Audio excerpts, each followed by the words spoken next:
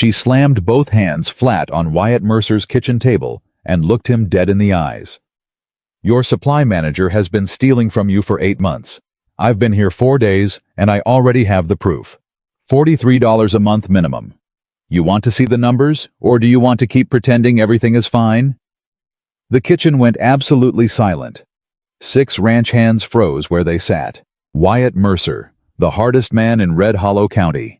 A man nobody raised their voice to, stared at this woman he had hired 4 days ago, and he had no idea what to say.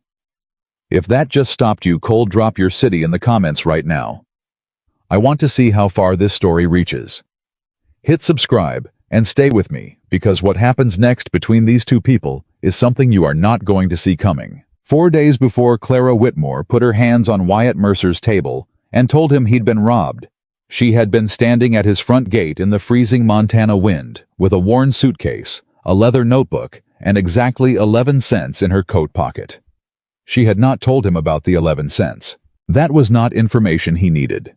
What he needed, what she had identified the moment Mrs. Albrecht in the dry goods store mentioned. Mercer Ranch was someone who actually knew what they were doing, and Clara Whitmore knew what she was doing. She had just needed him to figure that out before he said no. Wyatt had come back from the north pasture that morning, looking like a man who had already lost 3 arguments with the weather and was losing a 4th. His hands were raw from the cold. His jaw was set hard. He pulled his horse to a stop in front of his gate, looked down at her, and said nothing for a full 5 seconds. Clara looked back up at him and waited. She had learned through a great deal of painful experience that the first person to speak in a silence like this one usually lost something. "Who are you?" Wyatt finally said. "Clara Whitmore. I heard you need someone to manage the ranch kitchen and household operations. I can do that." "Who told you I was hiring?" "Mrs. Albrecht at the dry goods store." "Mrs. Albrecht needs to mind her own business." "She does," Clara said. But she wasn't wrong. Something crossed Wyatt's face, not quite a smile, but the ghost of one there and gone in less than a second. He climbed down from his horse, slowly, never taking his eyes off her, and Clara understood that she was being measured. She stood straight and let him measure. She had nothing to hide. She also had nothing to lose, which was a different kind of freedom entirely, and one she had learned to use. "What can you actually do?" Wyatt said. Clara opened her notebook. "I ran the full household operation for the Harmon Ranch in Laramie County, Wyoming, for 8 years, 40 head of workers at peak season, 6 permanent. I managed all supply ordering, tracked inventory, planned seasonal meal rotations, maintained medical supplies, and administered basic treatment when the doctor couldn't reach us, which in Wyoming winter was more often than anyone would like." She turned to a page of handwritten columns. "I also kept a full record of costs versus output, so the owner always knew exactly where his money was going." She held the notebook out so he could see the page without taking it from her hands. Wyatt looked at it. His expression shifted slightly, not much, but Clara had gotten very good at reading very small shifts. "How much were they spending on beef per head per week?" he said. It was a test question. She could hear it. "At Harmon we ran about 12 cents per worker per day on protein, including supplemental game. But that number changes based on the season and what's in the pasture. You tell me your head count, and I can give you a tighter estimate within about 10 minutes of seeing your supply room." She closed the notebook. "Is that the kind of question you want to ask, or do you want to ask me something that's actually hard?" Behind Wyatt, a lean older man on a horse made a sound that was quickly swallowed. Wyatt didn't turn around. "You got a recommendation I can verify," he said. "Wire the Harmon Ranch in Laramie County. Ask for Eleanor Harmon, that's James Harmon's widow. She'll tell you exactly who I am and exactly what I did." Clara paused. "She'll also tell you that when I left it took 3 people to cover what I had been doing alone. I'm not saying that to brag. I'm saying it so you understand what you'd be hiring." Wyatt looked at her for a long time. The wind was sharp and neither of them moved. "Why'd you leave?" he said. "The ranch went to my husband's brother when my husband died. The brother had his own household already. There wasn't room for me, and he made that clear." Her voice was level, completely level. "I've been working toward finding the right position for 4 months. I believe this is it." You believe, Wyatt said. Based on what? Based on the fact that from what Mrs. Albrecht described, your supply costs don't match your head count. Your last household manager left under circumstances nobody in town wants to explain out loud. And you're standing here in freezing weather with raw hands, having clearly been up since before 4 in the morning, dealing with a problem that wouldn't have happened if someone had been tracking your fence maintenance properly. She held his gaze. You need someone competent. I am competent. I'm also right here, which saves you the trouble of finding someone else. The older man on the horse behind Wyatt made the sound again. This time Wyatt did turn around. Eli, he said. Just clearing my throat, Eli said, looking at the horizon with tremendous focus. Wyatt turned back to Clara. Come inside, he said. Show me the notebook. The kitchen at Mercer Ranch was functional. That was the most generous word Clara could find for it. Functional, adequate. It had a stove, a table, shelves, and the particular kind of disorganization that develops when capable men who are very busy stop caring about where things go, as long as they can eventually find them. She sat across from Wyatt at the table and opened the notebook to the supply tracking section. She walked him through it, section by section, not rushing, not performing, just delivering information in the order that made the most logical sense. Supply categories. Cost tracking by week and season. Meal planning ratios by worker count. Medical supply inventory and rotation schedule. Equipment maintenance log, integrated with household budget, so that repair costs were anticipated rather than discovered. Wyatt asked questions. Good questions, specific questions. The kind that told her he was actually listening, not just waiting for her to finish. After 35 minutes, he sat back. Who taught you to track costs this way? He said. I taught myself, Clara said. The first year on the Harmon Ranch I made a lot of mistakes. I kept records of them. Why? Because if you don't write down what went wrong, you repeat it. She looked at him directly. That's true in a supply room, and it's true everywhere else in life. Wyatt was quiet. My husband died 18 months ago, Clara said, because she could see the question forming, and she preferred to answer things before they became awkward. The ranch went to family. I had no claim on it. I've been working since then. Boarding house in Billings Hotel kitchen in Cheyenne, 3 weeks traveling to find the right position. She folded her hands on the table. I don't need sympathy, and I don't need charity. I need an employer who wants skilled work done properly and is willing to pay fairly for it. $6 a week, Wyatt said. That's acceptable. Room in the back of the main house. Separate entrance. Locks from the inside. Nobody will bother you, and if they do, they answer to me. Also acceptable. And if I wire Eleanorman, and she tells me something different than what you've told me? She won't, Clara said simply. Wyatt looked at her. He extended his hand across the table. Clara shook it without hesitation. You can call me Wyatt, he said. Mr. Mercer was my father. The corners of Clara's mouth moved a fraction of a movement barely visible, gone almost immediately. All right, she said. Wyatt. And she picked up her notebook, and that was that. Neither of them knew, sitting across that table in that functional kitchen, that in 4 days, Clara Whitmore would put both hands flat on that same table and tell Wyatt Mercer he had been robbed. But that was coming. Clara was awake at 3:45 on her first morning at Mercer Ranch. She was not awake because she couldn't sleep. She was awake because she had things to do before anyone else was moving, and she preferred to learn a place when it was quiet and nobody was watching her do it. She went to the supply room first. She took her lantern, her notebook, and 3 hours. What she found in that supply room in those 3 hours was not good. The inventory records were incomplete. Not in a careless way, in a specific way.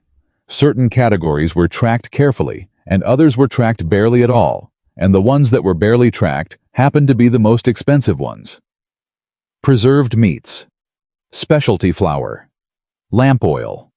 The kind of supplies that were ordered in bulk and difficult to account for precisely. Clara sat on a crate in the supply room at 4 in the morning with her lantern turned low and her notebook open and started doing mathematics. The numbers did not add up. She checked them twice. Then she checked them a third time because she did not want to be wrong about this. She was not wrong. She closed her notebook. She sat in the dark supply room for exactly 5 minutes, thinking carefully about what she had found and what it meant, and most importantly, what she was going to do about it. Then she went and started breakfast. Because 6 ranch workers needed to eat at 6 in the morning, and whatever else was happening, that was her job, and she was going to do it. The biscuits she made that first morning were light hot and perfectly seasoned. Douglas, the largest of the ranch hands, a broad man who had clearly decided before breakfast that he was not going to be impressed by anything, ate 3 of them without speaking, and then looked at the basket like he was considering a fourth, and then looked away like he hadn't been considering anything. Tommy, the youngest, 19 years old with a boy's face on a man's shoulders, said, "These are real good, ma'am," with the genuine sincerity of someone who hadn't had a good biscuit in months. "Thank you, Tommy," Clara said. Douglas reached for the 4th biscuit. Clara said nothing, but she noted that she needed to make more biscuits. The problem began before lunch. Clara had reorganized the kitchen that morning, not dramatically, just practically. Pots where hands could reach them efficiently. Staples positioned along the natural line of work, rather than wherever they had landed. No wasted steps. She had moved the flour 6 inches to the left of where it had been. Douglas noticed at lunch. "Who moved the flour?" he said. He said it to the room, not to Clara specifically, which was its own kind of statement. "I did," Clara said. She was at the stove. She did not turn around. "It works better where it is now." "I know where flour goes," Douglas said. His voice had an edge on it. "I'm sure you do," Clara said. "Lunch will be ready in 10 minutes. "I'm not talking about lunch. I'm talking about someone coming into a place that was working fine and changing things that didn't need to be changed." Now Clara turned around. She turned around slowly, and she looked at Douglas across the kitchen with an expression that was completely carefully calm. "Douglas," she said, "how long have you been on this ranch?" He blinked. 4 years. 4 years. All right. She nodded once. "In 4 years, did you ever notice that the morning prep time was about 20 minutes longer than it needed to be because of how the kitchen was arranged?" "I'm not the one doing morning prep." "No," Clara said. "I am. And I'm telling you that the 20 minutes I'm saving every morning is 20 minutes I can spend doing something else that benefits you directly. So the flour stays where I put it." She held his gaze for exactly 3 seconds. "Unless you'd like to take over the morning prep, in which case you can put the flour wherever you want." Silence. Tommy in the doorway was looking at the ceiling with deep concentration. Douglas looked at Clara. Clara looked at Douglas. "Lunch in 10 minutes, she said again, and turned back to the stove. Douglas sat down. He did not apologize. He did not thank her. But when lunch was served, he ate every bite.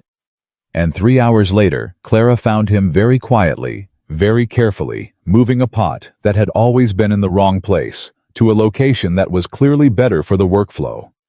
He didn't say anything about it.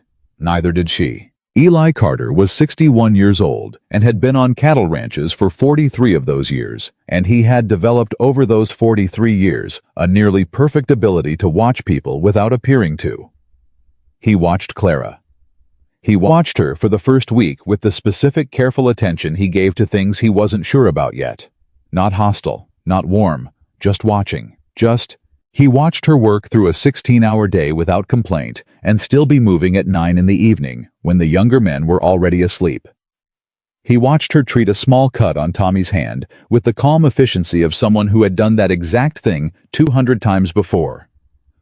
He watched her talk to Douglas, surly, difficult Douglas, without flinching, and he watched Douglas over the course of a week become someone who said, "Please and thank you" at the table without having to be reminded. That was not a small thing. Eli had been trying to get Douglas to say please at the table for 2 years. What changed Eli's mind completely happened on the 9th night. Pete Dawson, a young hand who had joined 3 months ago and who Eli had quietly decided was going to be a good rancher once he got more experience, fell badly from his horse in the late afternoon. Climbed back up, said he was fine, worked 3 more hours, and by supper was sitting at the table with a left shoulder swollen like a melon and a face the color of a February sky. The doctor was 40 miles east on another call. Earliest he could be there was morning. Eli watched Clara absorb this information. She stood up from the table. She went to the supply room. She came back with things, specific things. Things that required knowing what you were doing to have stocked and to use. And she worked on Pete's shoulder for 2 hours with the focused, competent attention of someone who had done this before. She talked to Pete the whole time. Not empty comfort talk, real talk. She asked him about where he grew up, what his father did, whether he'd ever broken a bone before. She kept his attention on his words, while her hands did the necessary work, and Pete stayed breathing evenly and didn't tense up against the treatment. Pete fell asleep around 10 o'clock. Shoulder visibly reduced, breathing steady. Eli checked at midnight. Clara was in the chair beside Pete's bunk. Awake, notebook open, writing down everything she had done in case it needed to be done again. He checked at 3 in the morning. Still there. When the doctor came the next morning and said that whoever had treated the injury had likely prevented permanent damage, and Pete pointed at Clara. Eli made a decision. He found her in the kitchen that afternoon, stood in the doorway. "I owe you an apology," he said. Clara looked up from what she was doing. "I thought Wyatt hired you because he felt sorry for you," Eli said. "I was wrong. I'd rather admit that now than carry it any longer." "Apology accepted," Clara said. "Nothing more needs saying." Eli nodded. Then, "Pete's asking about the biscuits. Tell Pete if he rests that shoulder today, I'll make them tonight with honey butter." Eli almost smiled. He turned to leave. "Mr. Carter," Clara said. He stopped. "I'm not here to change what works," she said. "I'm here to add what's missing." Eli was quiet a moment. "And what's missing?" he said. Clara looked at him steadily. "Someone paying attention," she said. Eli went outside. He did not treat her like a stranger after that. Something happened at Mercer Ranch around the 3rd week that nobody planned and nobody could fully explain afterward. People stopped leaving the table after meals. On a working ranch, men ate and left. That was the rule. Not a spoken rule, the kind that doesn't need to be spoken because it has always been true. You ate, you thanked, whoever cooked you left. But Clara had started doing something at meals. Something quiet. Something that took a while to notice because it was woven so naturally into the fabric of conversation that it didn't feel like something being done. It felt like something that had always been there. She remembered things. She asked Douglas about the north fence repair he'd been wrestling with for 6 days, and she listened to the answer with real attention, and she asked a follow-up question that showed she'd understood the first answer. She asked Tommy about his family back in Ohio. Tommy talked for 12 minutes straight. Eli timed it privately with his eyes bright and his hands moving, and the kind of energy that only comes when someone is genuinely interested in what you're saying. 3 days after Tommy mentioned his mother's apple orchard, Clara served apple cake. She said nothing about it. Tommy went very still when he tasted it. He excused himself quickly after supper. Eli was fairly certain Tommy went to write a letter to his mother. He didn't ask. Some things deserved their privacy. Wyatt watched all of this from the head of the table. He watched it the way he watched everything on his ranch, carefully, quietly filing things away. But one evening in the 4th week, watching Douglas explain something about the clay composition of the north pasture to Clara Douglas, with his hands moving and his voice patient, as if explaining something to someone he respected, Wyatt felt something that he had not felt in a very long time. He did not want the meal to end. He pushed the feeling away immediately. Told himself it was just the satisfaction of a ranch running well, but it was still with him when the house went quiet, and the night came in through the windows, and the fire burned low, and he was alone in his chair with nothing but the silence, and the way the table had looked full, warm, loud in the good way, and the understanding slow and unwelcome, and absolutely certain that the silence in this house had been heavier than he'd admitted to himself for a very long time. Mrs. Harriet Doyle had strong opinions. This was not news to anyone in Red Hollow, Montana territory who had lived within speaking distance of her seamstress shop for longer than 6 months. Mrs. Doyle had strong opinions about weather, about fashion, about the correct way to raise children, and about the moral character of people she had never spoken to directly. She had very strong opinions about Clara Whitmore. Clara found out about them on her third supply run to Red Hollow from Mrs. Albrecht, who delivered the information with the pained expression of someone who genuinely liked Clara and genuinely wished she didn't have to say any of this. Harriet is saying. Mrs. Albrecht stopped. Tried again. She's saying that a woman in your circumstances ought to be more careful about her reputation, and that Wyatt ought to know better than to... Than to what? Clara said. Her voice was calm.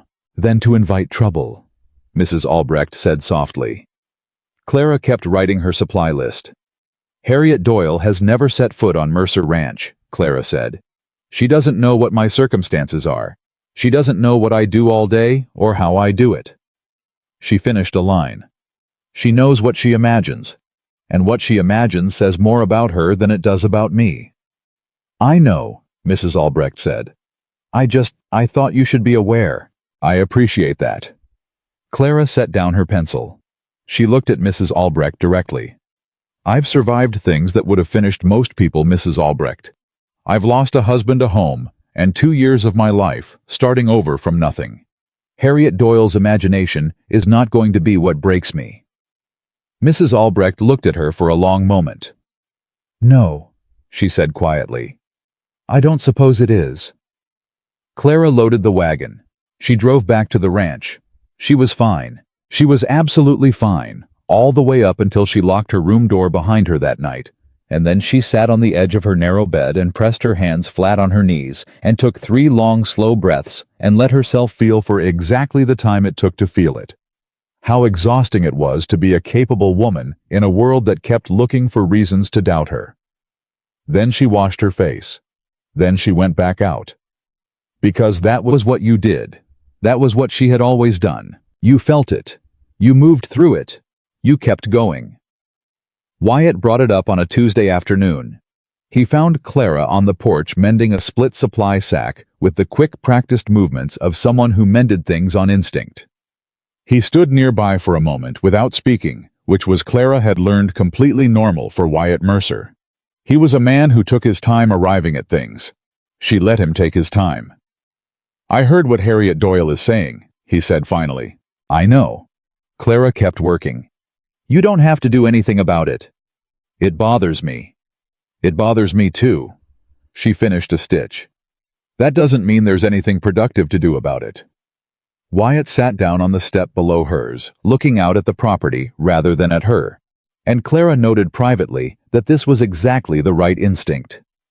Some conversations were easier when 2 people weren't looking directly at each other. I could make a statement in town, he said. Make it clear that you're here in a professional capacity, that the arrangement is Wyatt. She said his name in the way that meant she was about to tell him something he might not want to hear, but needed to. If you go into Red Hollow and explain yourself to people who have already decided what they want to believe, you're not going to change their minds. You're just going to give them a new thing to talk about. He was quiet. The best thing we can do, Clara said, is exactly what we're doing. Good work, clean accounts, the respect of the people who actually know us. She looked at the side of his face. That's the only argument that ever actually wins. Wyatt stared out at his land. You're very practical, he said. I've had to be. Another silence, the comfortable kind, the kind that had started developing between them around the second week in a way that neither of them had commented on. Can I ask you something? Wyatt said. You can ask. When you walked up to my gate that morning, he paused, choosing his words the way he chose everything carefully. What were you actually expecting? Clara thought about it honestly. I expected you to say no, she said. Most people do. I had 2 more ranches picked out as alternatives. I was prepared to be turned away. But you weren't. No. She looked at her hands. You were different. Different how? You actually listened. She said it simply as a fact. Most people decide in the first 10 seconds and then ask questions to feel like they were fair. You actually listened. And then you hired me. She paused. I'd been turned away 4 times in 3 weeks before I came here. You were the first person who heard what I said, instead of just seeing what I looked like. Wyatt absorbed that. I made the right decision, he said. Not a question, not a compliment. A simple conclusion stated plainly. "You did," Clara said. "So did I." They sat in the fading light. Neither of them spoke again for a while, and neither of them said what was becoming slowly and quietly, and without permission, increasingly obvious. That the thing growing in the space between a lonely rancher and a determined widow on a porch in Montana in 1886 was not something that had a practical name yet, but it was real, and it was growing. Which brings us back to the morning that started this story. The fourth day. The morning Clara Whitmore put both hands flat on Wyatt Mercer's kitchen table and looked at him with steady, serious eyes and said, "Your supply manager has been stealing from you for 8 months. I have the proof. $43 a month minimum. Do you want to see the numbers?" The kitchen had 6 men in it. Every single one of them stopped breathing. Wyatt Mercer sat at the head of his table and stared at Clara. He stared at her for a long moment, 5 seconds, 6, 7. And in those seconds, Clara watched his face move through several things in rapid succession. Surprise, skepticism, a flicker of something that was almost anger, not at her, but at the possibility that she was right. "Show me," he said. His voice was very quiet. Clara opened her notebook to the pages she had prepared since 4 in the morning on her first day. The tables, the comparisons, the specific entries that didn't match the pattern that only became visible when you laid 18 months of supply orders beside the actual inventory and did the arithmetic honestly. She set it on the table in front of him. Wyatt looked at the numbers. He looked at them for a long time. Clara watched his jaw tighten. "Who?" he said. Still quiet. Quieter even. "I don't know yet," Clara said. "I know the categories, I know the amounts, I know the timing, but I don't know who had access to the ordering records and the ability to divert supplies without it being noticed." She met his eyes. "I need 2 more days, and I'll be able to tell you exactly." Wyatt looked up from the notebook. He looked around the kitchen. 6 men, 6 pairs of eyes looking back at him.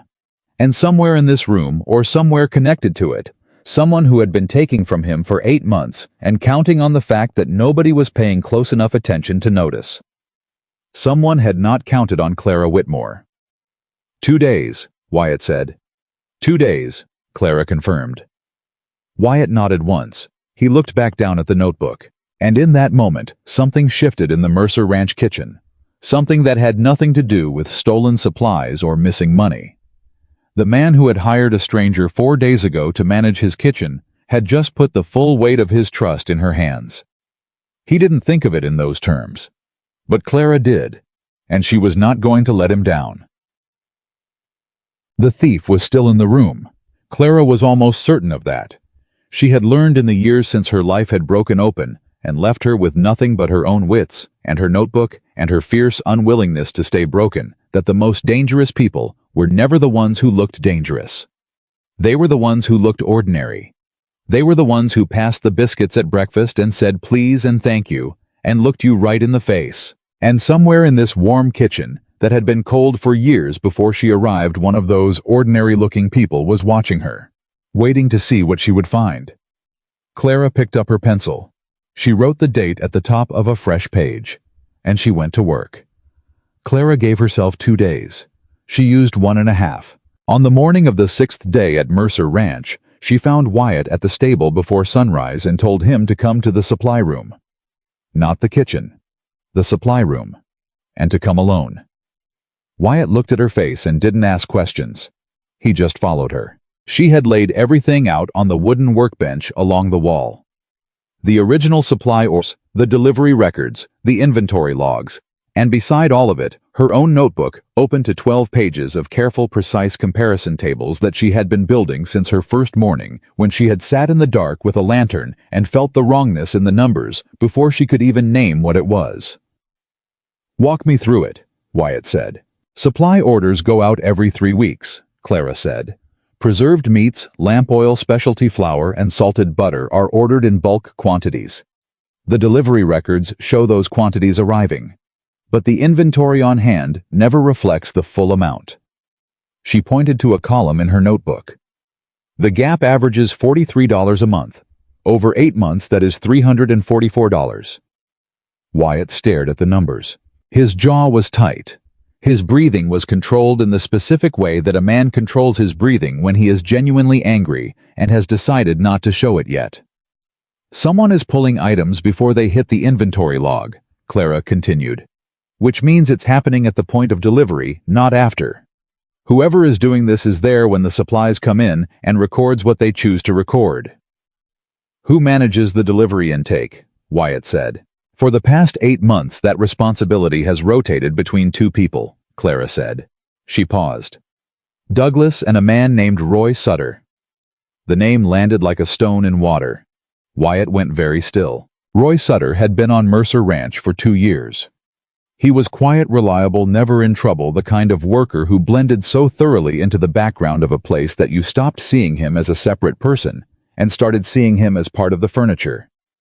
He was also, Clara had noted in her first week, the only person on the ranch who had never once asked her a question about herself or engaged with her directly in any way. Most people, even unfriendly ones, eventually said something. Roy Sutter had not said a single word to Clara Whitmore in 6 days. You think it's Roy, Wyatt said. I think the pattern points to Roy, Clara said carefully.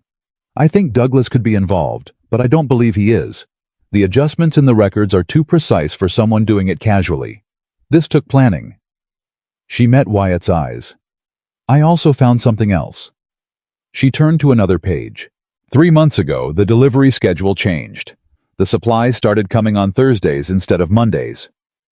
I checked back through the request records and found that the change was requested in writing. She held up a single folded piece of paper. The handwriting on this request matches the handwriting on Roy Sutter's work log. Wyatt took the paper from her hands. He looked at it for a long time. He changed the delivery day, Wyatt said slowly, so that he could be the one receiving it. Because on Thursdays, Douglas is always in the north pasture, Clara said. Roy would have been alone at the delivery point every single time for 3 months. The supply room was very quiet. Wyatt set the paper down on the workbench. How do you want to handle this? He said. Clara blinked. She had not expected that question. She had expected him to thank her, take the information, and handle it himself. The way employers handled things. The way men in authority always handled things, taking the information she had gathered and making it their own. She had been prepared for that. She had told herself it didn't matter as long as the problem got solved. How do I want to handle it? She repeated. You found it, Wyatt said. He looked at her directly. You've been working this for 6 days while managing everything else. You have the full picture. How do you want to handle it? Something shifted in Clara's chest. A small thing. A quiet thing. She put it away carefully, the way she put away things she needed to examine later when she had time. Confront him directly, she said, with the records in front of him. No warning, no time to prepare a story. Ask him to explain the numbers. She paused. If he can't, you'll know. Wyatt nodded once. After breakfast, he said. After breakfast, Clara agreed. They walked out of the supply room into the thin, early light, and neither of them spoke on the walk back to the kitchen, and the silence between them was not empty. It was the kind of silence that happens between people who have just stood together in the same serious place and understood each other without needing to say so. Breakfast that morning was the quietest meal the ranch had seen since Clara arrived. She did not know if anyone else could feel the tension, or if it was only her own. She moved through the kitchen with her normal efficiency, putting food on the table, refilling coffee, watching. Roy Sutter sat in his usual spot at the far end of the table. He ate quietly. He did not look at anyone in particular. He did not look at Clara. He never looked at Clara. She brought the coffee around to his end of the table. Roy, she said pleasantly. He looked up at her. His eyes were careful in the way that careful people's eyes always were, not guilty-looking, not nervous, just flat and watchful. Morning, he said, and looked back at his plate. Clara poured his coffee and moved on. She had what she needed. 30 minutes after breakfast, Wyatt asked Roy to come to the supply room. Clara was already there, standing to the side with her notebook closed in her hands. Roy walked in and saw her and stopped, just for a half second. Just a beat shorter than a normal person's pause. But Clara had been watching for it, and she saw it. "Close the door," Wyatt said. Roy closed the door. He looked at the papers laid out on the workbench. He looked at Clara's notebook. He looked at Wyatt, and then he looked at the papers again, and something in his face went from carefully neutral to carefully calculating in the space of 2 seconds. "I want to show you something," Wyatt said. He walked Roy through the numbers the same way Clara had walked him through them. Methodically. Without accusation yet. Just numbers, just records, just the gap between what was ordered and what was accounted for. Roy was silent through all of it. When Wyatt finished, he looked at Roy and said, "Explain that to me." Roy was quiet for a long moment. Clara counted the seconds. 1, 2, 3, 4, 5. "Supply records have always had some variation," Roy said finally. "Things get miscounted. Things spoil before they're logged. That kind of discrepancy is normal on a working ranch." $43 a month is not variation, Clara said. She said it quietly without heat. "And it's not random. It's consistent, it's patterned, and it follows your delivery schedule change exactly." Roy looked at her then. Really looked at her for the first time in 6 days. And what Clara saw in his eyes was not remorse. It was calculation. He was deciding how much she actually knew and how much she was guessing. "You requested the delivery day be changed to Thursday," Wyatt said. His voice had dropped to the flat, quiet register that Clara was learning meant he was at the far edge of his patience. "Every Thursday, Douglas is in the north pasture. You are at the delivery point alone." Roy said nothing. $344, Wyatt said. 8 months. Roy's jaw moved. He looked at this workbench. He looked at the papers. He looked at Clara one more time with that flat, calculating gaze, and Clara looked back at him and did not move. "I'll pay it back," Roy said quietly. The room went absolutely still. Wyatt looked at him. "You'll pay it back," Wyatt repeated. "I needed the money. I have debts. I wasn't going to keep doing it. I was going to stop when the debts were clear." Roy's voice was steady. He had rehearsed this, Clara understood. Maybe not for this exact moment, but he had rehearsed some version of it, the explanation that made it understandable, that made it something a man could hear and consider forgiving. "I've given you 2 good years of work. That has to count for something." Wyatt looked at him for a very long time. Then he said, "Get your things and get off my ranch. You have an hour." Roy's expression didn't change. He looked at Clara one more time. "This was her," he said. "Not a question. Not an accusation exactly. Just a statement of fact laid down for the room to hear. 6 days, and she's all ready. Roy." Wyatt's voice cut through the room like something physical. "You have an hour." Roy left. The supply room door closed behind him. Wyatt stood at the workbench with his hands flat on the surface, and his head dropped slightly looking at the papers, and Clara gave him the space of 30 seconds to be alone in whatever he was feeling, because some things needed 30 seconds before they became manageable. Then she said quietly, "You all right?" Wyatt lifted his head. He looked at her, and for a moment, his face was simply honest. Not the controlled rancher expression he wore for the world, but something beneath it, something that had been there long before he learned to cover it. "He's been here 2 years, Wyatt said. "I know. I trusted him." "I know," Clara said again. She did not try to make it smaller than it was. Betrayal from someone you trusted doesn't get easier to absorb just because you have the proof in your hands. It still lands hard. She paused. "That's appropriate. It should land hard." Wyatt looked at her. "You're different," he said. It came out plainly without calculation. "From anyone I've hired, from most anyone I've known." Clara picked up her notebook from the workbench. "I've just had to be honest about things most people prefer to look away from," she said. She headed for the door. "I'll start breakfast prep for tomorrow, and I'll redo the inventory log with the correct numbers so you have a clean starting point."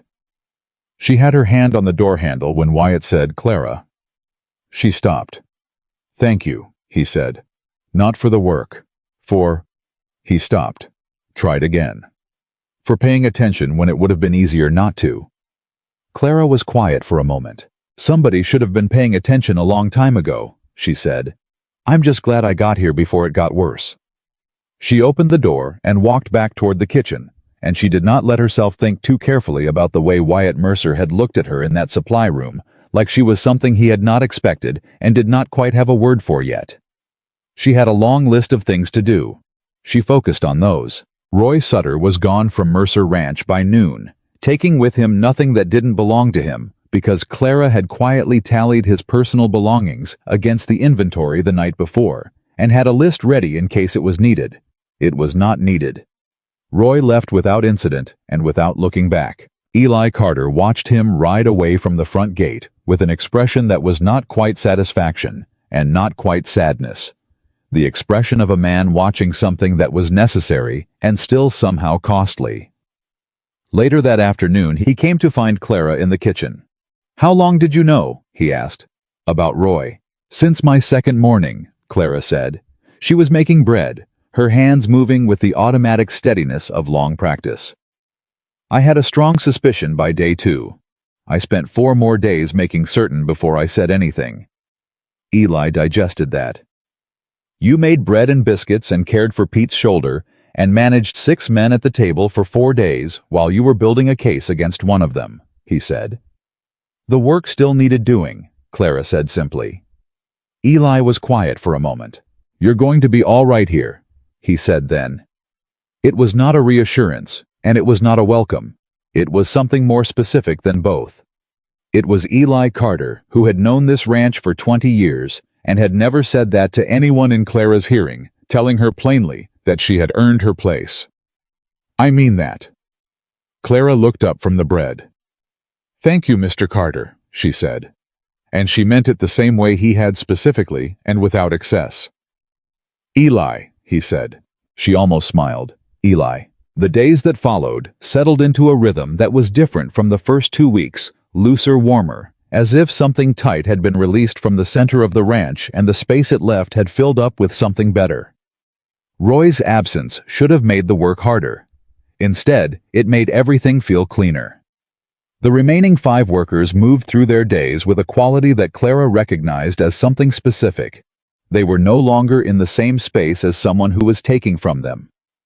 People always felt that even when they didn't know it consciously. They felt the wrongness of someone among them who was not what they said they were. And they felt the relief when that person was gone. Douglas, who had started the month as Clara's most resistant audience, became slowly without ceremony, without either of them naming the shift, something closer to an ally. It happened through small things. He started telling her about problems on the ranch before they became emergencies, because he had learned she could help solve them.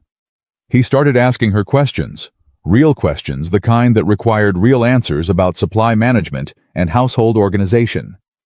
One morning, he brought her a list he had made himself of the repairs he thought the main house needed before winter ranked by urgency, and laid it on the kitchen table without comment. Clara looked at the list for a long moment. It was a good list. Detailed, practical, correctly prioritized. "This is excellent, Douglas," she said. Douglas looked at a point somewhere above her left shoulder. "Just thought it would be useful," he said, and walked out. Eli, who had witnessed this from the doorway, caught Clara's eye across the kitchen. Clara looked down at the list to hide the expression on her face. "Don't," she said without looking up. Eli put on his most serious face and went back outside. It was Tommy, though, who gave Clara the moment that stayed with her the longest from those middle weeks. Tommy was 19 and earnest in the way that young men were earnest before the world had time to teach them to be otherwise openly, straightforwardly, without embarrassment. He did not have the older men's habit of feeling something and then constructing a layer of practicality over it so that the feeling became invisible. What Tommy felt showed on his face, and he had never learned to be ashamed of that. He found Clara one evening on the porch after supper, sitting with her notebook in her lap, in the last of the day's light. "Can I ask you something?" he said. "Sit down, Tommy." He sat down on the step below hers, which was, Clara noted, the same way Wyatt had sat beside her when they talked. Something about the step below position felt easier for people who needed to say something honest. Like it leveled something. "My mother," Tommy said. She sent a letter back, after the one I wrote her last month. He had his hands around his knees. She said the apple cake made her happy, knowing someone out here thought to make it. Clara looked at him.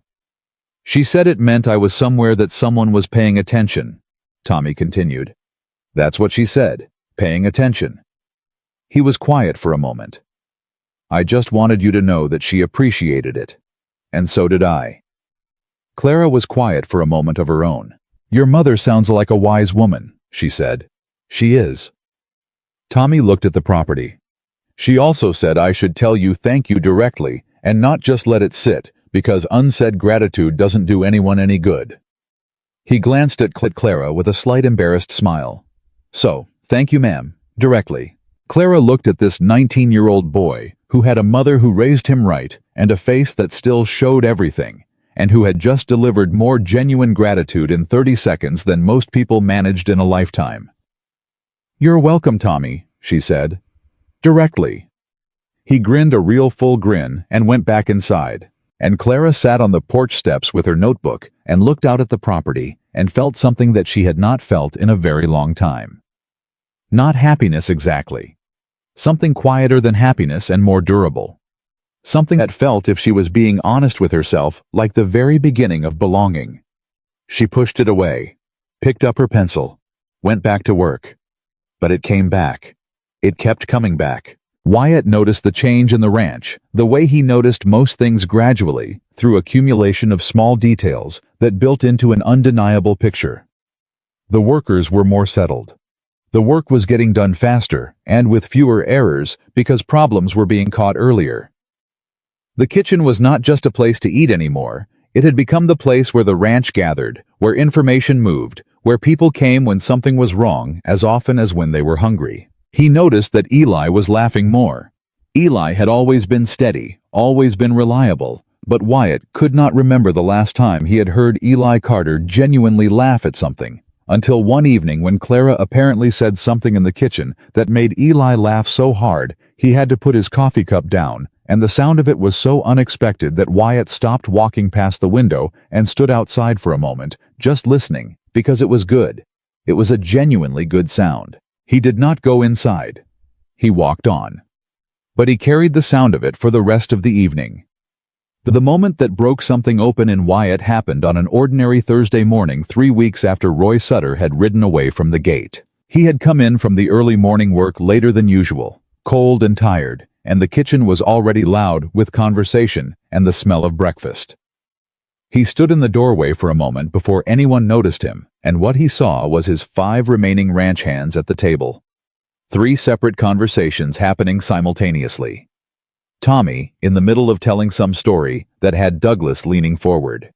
Actually interested Eli with his coffee and his slight smile, and at the stove, Clara moving with the quick efficiency he had learned to recognize as her natural state, and talking to Pete, still moving carefully because of his shoulder, about whether the kitchen garden would be viable in the spring, given the drainage situation on the south side of the main house. Pete was completely engaged.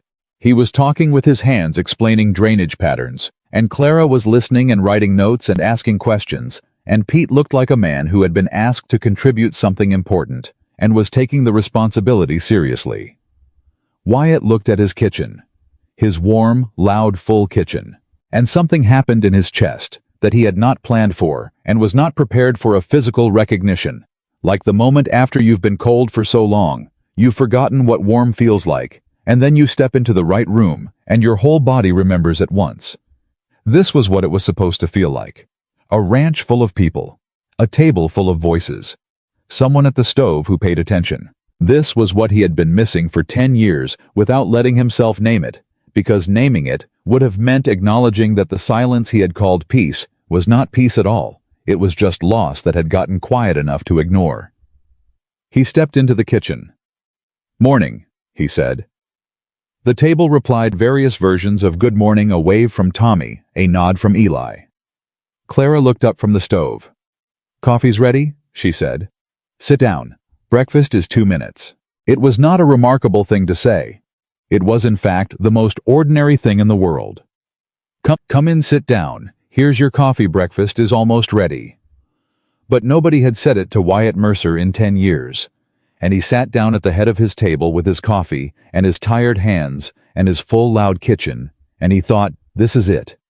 This is what I stopped letting myself want. He thought about that for exactly 30 seconds. Then he put it away, the way he always put things he wasn't ready for yet. But he put it somewhere closer than before. 2 days later, the first piece of real trouble arrived at Mercer Ranch, and it did not come from inside. It came riding up the main road in a very good coat on a very expensive horse with a man's name that everyone in Red Hollow knew and a reputation for getting what he wanted that had never yet met something it couldn't move. His name was Charles Holloway, and when he rode up to Mercer Ranch on that bright cold morning and asked to speak with Wyatt, Clara was the first one to see him from the kitchen window. She watched him dismount. She watched the way he looked at the property, not the way a visitor looks at a place, curious and open, but the way someone looks at something they are already planning to own. She had seen that look before. She closed her notebook. She went to find Wyatt. Wyatt came out of the stable when Eli told him there was someone at the gate, and he walked toward the main house with the unhurried stride of a man on his own land who has no reason to hurry for anyone. Charles Holloway was standing near the front porch, hat in hand, with the particular kind of politeness that costs nothing and means nothing. Wyatt Mercer, Holloway said. It's been some time. Holloway, Wyatt said. What brings you out here? Business, Holloway said pleasantly. The good kind. I've been looking at land acquisition in this territory, and I wanted to come talk to you personally, man to man, before I approached anyone else. He smiled the smile of someone who had practiced it until it looked sincere. I'm prepared to make you a very fair offer for Mercer Ranch. Wyatt looked at him. The ranch isn't for sale, he said. Holloway nodded slowly, still pleasant. I understand that's your position today. I'm hoping after we talk, your position might be different. The water rights alone on this property are worth considerably more than most people realize. There are interests in this territory, significant interests, who would pay handsomely. The ranch isn't for sale, Wyatt said again. Same words, same voice. Holloway's pleasant expression held. Well, he said, I hope you'll think on it. Circumstances change. He put his hat back on. I'll be in Red Hollow for the next few weeks. When you're ready to talk, I'm easy to find. He rode away. Wyatt stood at the front of his property and watched him go. Clara was standing in the doorway of the main house. Wyatt looked back at her. You know who that is? He said. I've heard the name in town, Clara said. 3 different people mentioned him in 3 different conversations at the dry goods store without me asking. She paused. People who weren't afraid of him didn't talk about him that way. Wyatt came toward the house. He wants the water rights, he said. I know, Clara said. Wyatt stopped at the bottom of the porch steps and looked up at her. You knew, he said. I figured it out in the dry goods store, she said. Mercer Ranch has the only reliable water access in this section of the territory. If someone wanted to control the land around Red Hollow, this ranch would be the piece they'd need first. She met his eyes. Mr. Holloway didn't come here to make you a fair offer, Wyatt. He came here to see if you were someone he could push. Wyatt studied her face. And am I? He said. Clara looked at him steadily. No, she said. But he doesn't know that yet. She paused. He also doesn't know what you have working in your favor. What's that? Wyatt said. Clara picked up her notebook from where it sat on the porch railing. Someone paying attention, she said, and went back inside. Wyatt stood at the bottom of his porch steps for a long moment after the door closed. The wind moved across the property. I thought about 10 years of silence and empty tables, and a life that had been full of work and completely empty of everything that made work mean something. He thought about Clara Whitmore, who had walked through his gate with 11 cents in her pocket and a notebook full of systems, and had rebuilt the inside of his ranch in less than a month without anyone asking her to. He thought about Charles Holloway's eyes on his property, with that particular look of ownership that wasn't yet real, but was already decided. And Wyatt Mercer made a decision not about the ranch, not about Holloway, but about himself. About what he was willing to fight for.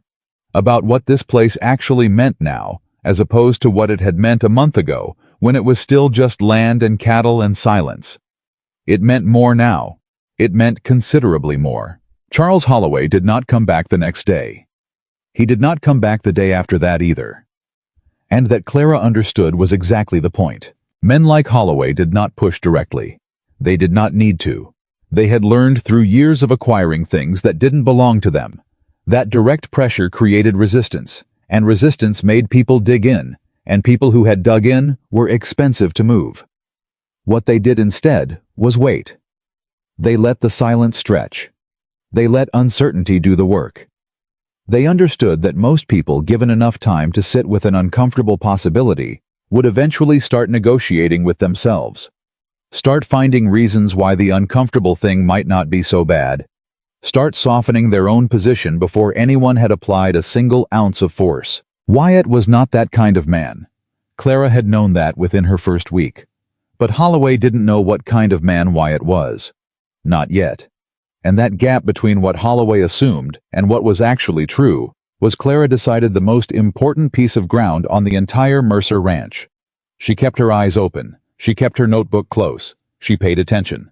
The first strange thing happened 4 days after Holloway's visit. Clara went to the supply room in the early morning for the weekly inventory check and found the lamp oil stores short by 6 cans. Not missing the cans were there, stacked where they belonged. But the level in each can was wrong. Someone had been filling them from the top, draining what was underneath, and replacing the caps so that nothing looked different until you actually measured. She stood in the supply room and looked at the cans for a long moment. Then she got her notebook and wrote down exactly what she found, including the date and the time, and the precise measurement difference between what the log said and what was actually there. Then she went and made breakfast and said nothing to anyone. She needed to understand the shape of this before she moved. The second strange thing happened 3 days later. Pete came to her after supper with a look on his face that was caught somewhere between confused and uncomfortable, the look of a man carrying information he's not sure what to do with. "Someone talked to me in town yesterday," he said. He was turning his hat in his hands. "When I went in for the harness repair." "Who?" Clara said. "Didn't know him. Said he worked for a land management company.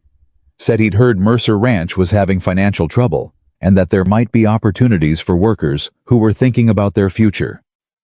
Pete's jaw tightened slightly. "He asked if I knew how the books looked, whether the ranch was actually as solid as people said." Clara set down what she was doing. "What did you tell him?" she said. "Told him I didn't know anything about books, and I didn't discuss my employer's business with strangers." Pete's chin came up slightly. "Then I left." Clara looked at him for a moment. "Did you tell Wyatt?" she said. "Not yet. I came to you first." He paused. "I don't know why. It just seemed right." Clara thought about that. "Tell Wyatt tonight," she said. "Tell him exactly what you told me. Don't leave anything out." She held Pete's eyes. "And Pete, thank you for coming to me. That took good judgment."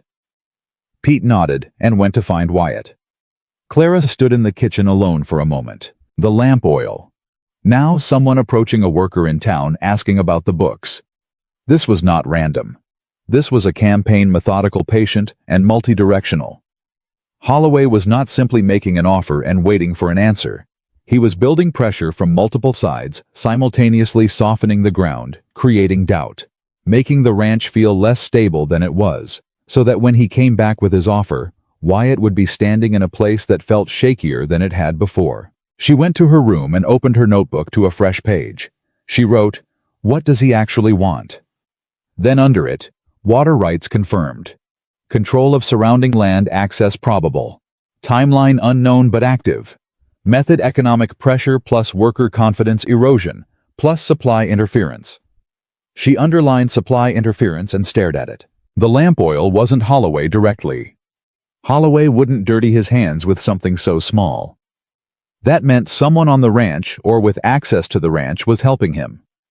Someone who was still here or who had been here recently. Roy Sutter had been gone for 3 weeks. Roy Sutter had been taking from the ranch for 8 months. Roy Sutter had left without a fight, with no explanation for where he was going. Clara wrote Roy's name on the page and drew a line connecting it to Holloway's. Then she sat with that for a long time. She went to Wyatt the next morning. She found him at the stable before anyone else was moving, which she had learned was where he went when he was thinking through something difficult, not to get away from the ranch, but to be in the part of it that demanded nothing from him except to be present. "I need to tell you something," she said. Wyatt looked at her and waited. She told him about the lamp oil. She told him about Pete's encounter in town. She showed him the notebook page with the names and the connecting line. Wyatt looked at the page for a long time. "You think Roy is working with Holloway," he said.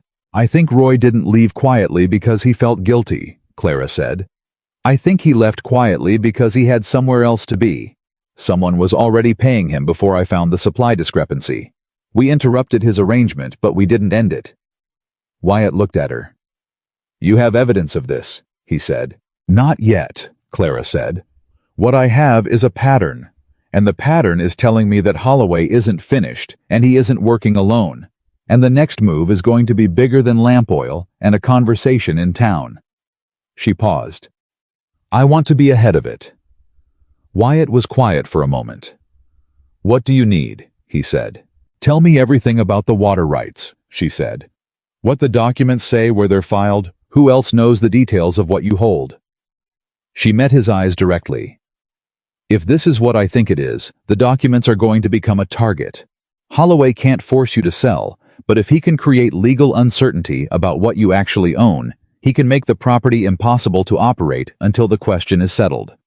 That kind of fight can ruin a man without him losing a single piece of land." Wyatt stared at her. "How do you know about water rights law?" he said. "My husband had a dispute with a neighboring ranch in the second year we were married," Clara said. "Water rights. I read every document that came into the house because I needed to understand what we were dealing with." She looked at him steadily.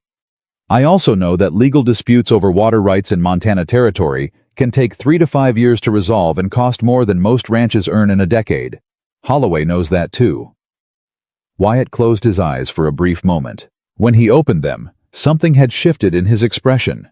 Not fear, not defeat, but the particular sharpening that happened in a man who had just understood clearly how serious something was and had decided to meet it at full strength. "Come to the house," he said. "I'll show you the documents." They spent the better part of that morning at Wyatt's desk, going through the property records, the original land claim, the water rights documentation, the boundary agreements, every piece of paper that established in legal terms what Mercer Ranch was and what it held. Clara read everything.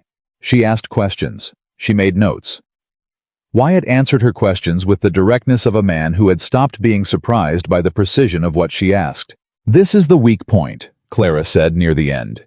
She was pointing to a section of the water rights document. "The language here is ambiguous about seasonal access during drought conditions.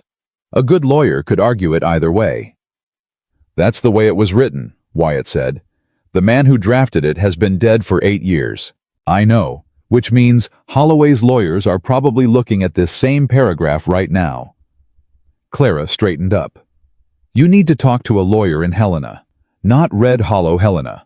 Someone with no connection to Holloway or to anyone. One Holloway might have influence over. And you need to do it soon." "That's a 4-day ride," Wyatt said. "I know," Clara said. "I can't leave the ranch right now, not with whatever Holloway has moving." Clara thought about this. "Send Eli," she said. "He knows the property history better than anyone, and he can answer a lawyer's questions. Write down everything that needs to be said. I'll manage the ranch while he's gone." Wyatt looked at her. "You'd manage the ranch," he said slowly. "I've been managing the ranch," Clara said. "Not defensively, just accurately. The supply room, the household, the accounts, the workers. You'd still be here for the cattle work and the physical operations. I'd handle everything inside. It's what I've been doing." She paused. "I can do it." Wyatt looked at her for a long moment. "I know you can," he said. He said it simply. No hesitation, no qualification. And Clara looked at him and felt again that small shifting thing in her chest that she kept putting away and that kept coming back, and she put it away again, now firmly and professionally, and picked up her notebook. "I'll draw up a briefing document for Eli," she said. "He can leave day after tomorrow." Eli left on a Wednesday, with a leather satchel full of documents, and Clara's 8-page briefing notes, and a list of specific questions she had written out that the Helena lawyer needed to answer. He read the notes twice before he left, and told Clara they were the clearest piece of legal preparation he had ever seen from someone who was not a lawyer. Clara told him to give her regards to the lawyer, and to eat something decent while he was in Helena because she would not be there to make sure he did. Eli almost smiled. "Yes, ma'am," he said, and rode out. 3 days after Eli left, the trouble escalated. Douglas came to Clara before breakfast with his jaw set and his eyes tight in the way that meant something was wrong, and he wasn't sure how to say it. "The north pasture fence," he said. "Someone cut it." Clara was still for a moment. "Cut it," she said. "Not broke." "Cut," Douglas said. "Clean. 3 posts wire cut through. 2 of the young steers got out before we found it at first light." "Did you get them back?" "Tommy and Pete are on it now." He looked at her. "Clara, fence posts don't break clean. Wire doesn't cut itself." "I know," she said. "Don't say anything to the others yet beyond what they need to know to do the work. Tell Tommy and Pete the same." She picked up her notebook. "How long to repair it?" "Half a day if we start now." "Start now," she said. "I'll come out when I can. And Douglas, be careful out there. Keep the men in pairs." Douglas looked at her for a second. "You think this is that Holloway business?" he said. It was not a question. "I think it's possible," Clara said, "which means we don't take chances." Douglas nodded and left. Clara stood in the kitchen alone. She thought about what had been cut and where, and what it cost, not in dollars, but in signal. The fence line that had been cut ran along the northern boundary of Mercer Ranch, the edge closest to Holloway's current land holdings. It was not a random target. It was a message. "We can reach your property. We can touch your livestock. We can cost you in ways you can't control." She picked up her pencil and added to her notebook, "Direct property interference. Escalation from economic and informational pressure to physical. Timeline is accelerating." She underlined accelerating. Then she went to find Wyatt. Wyatt's reaction to the fence news was controlled and cold, and more frightening, Clara thought, than if he had been openly angry.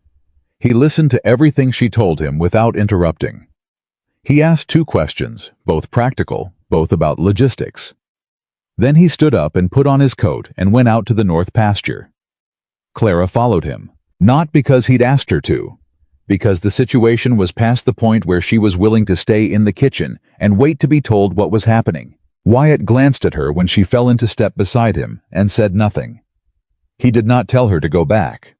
He did not question why she was there.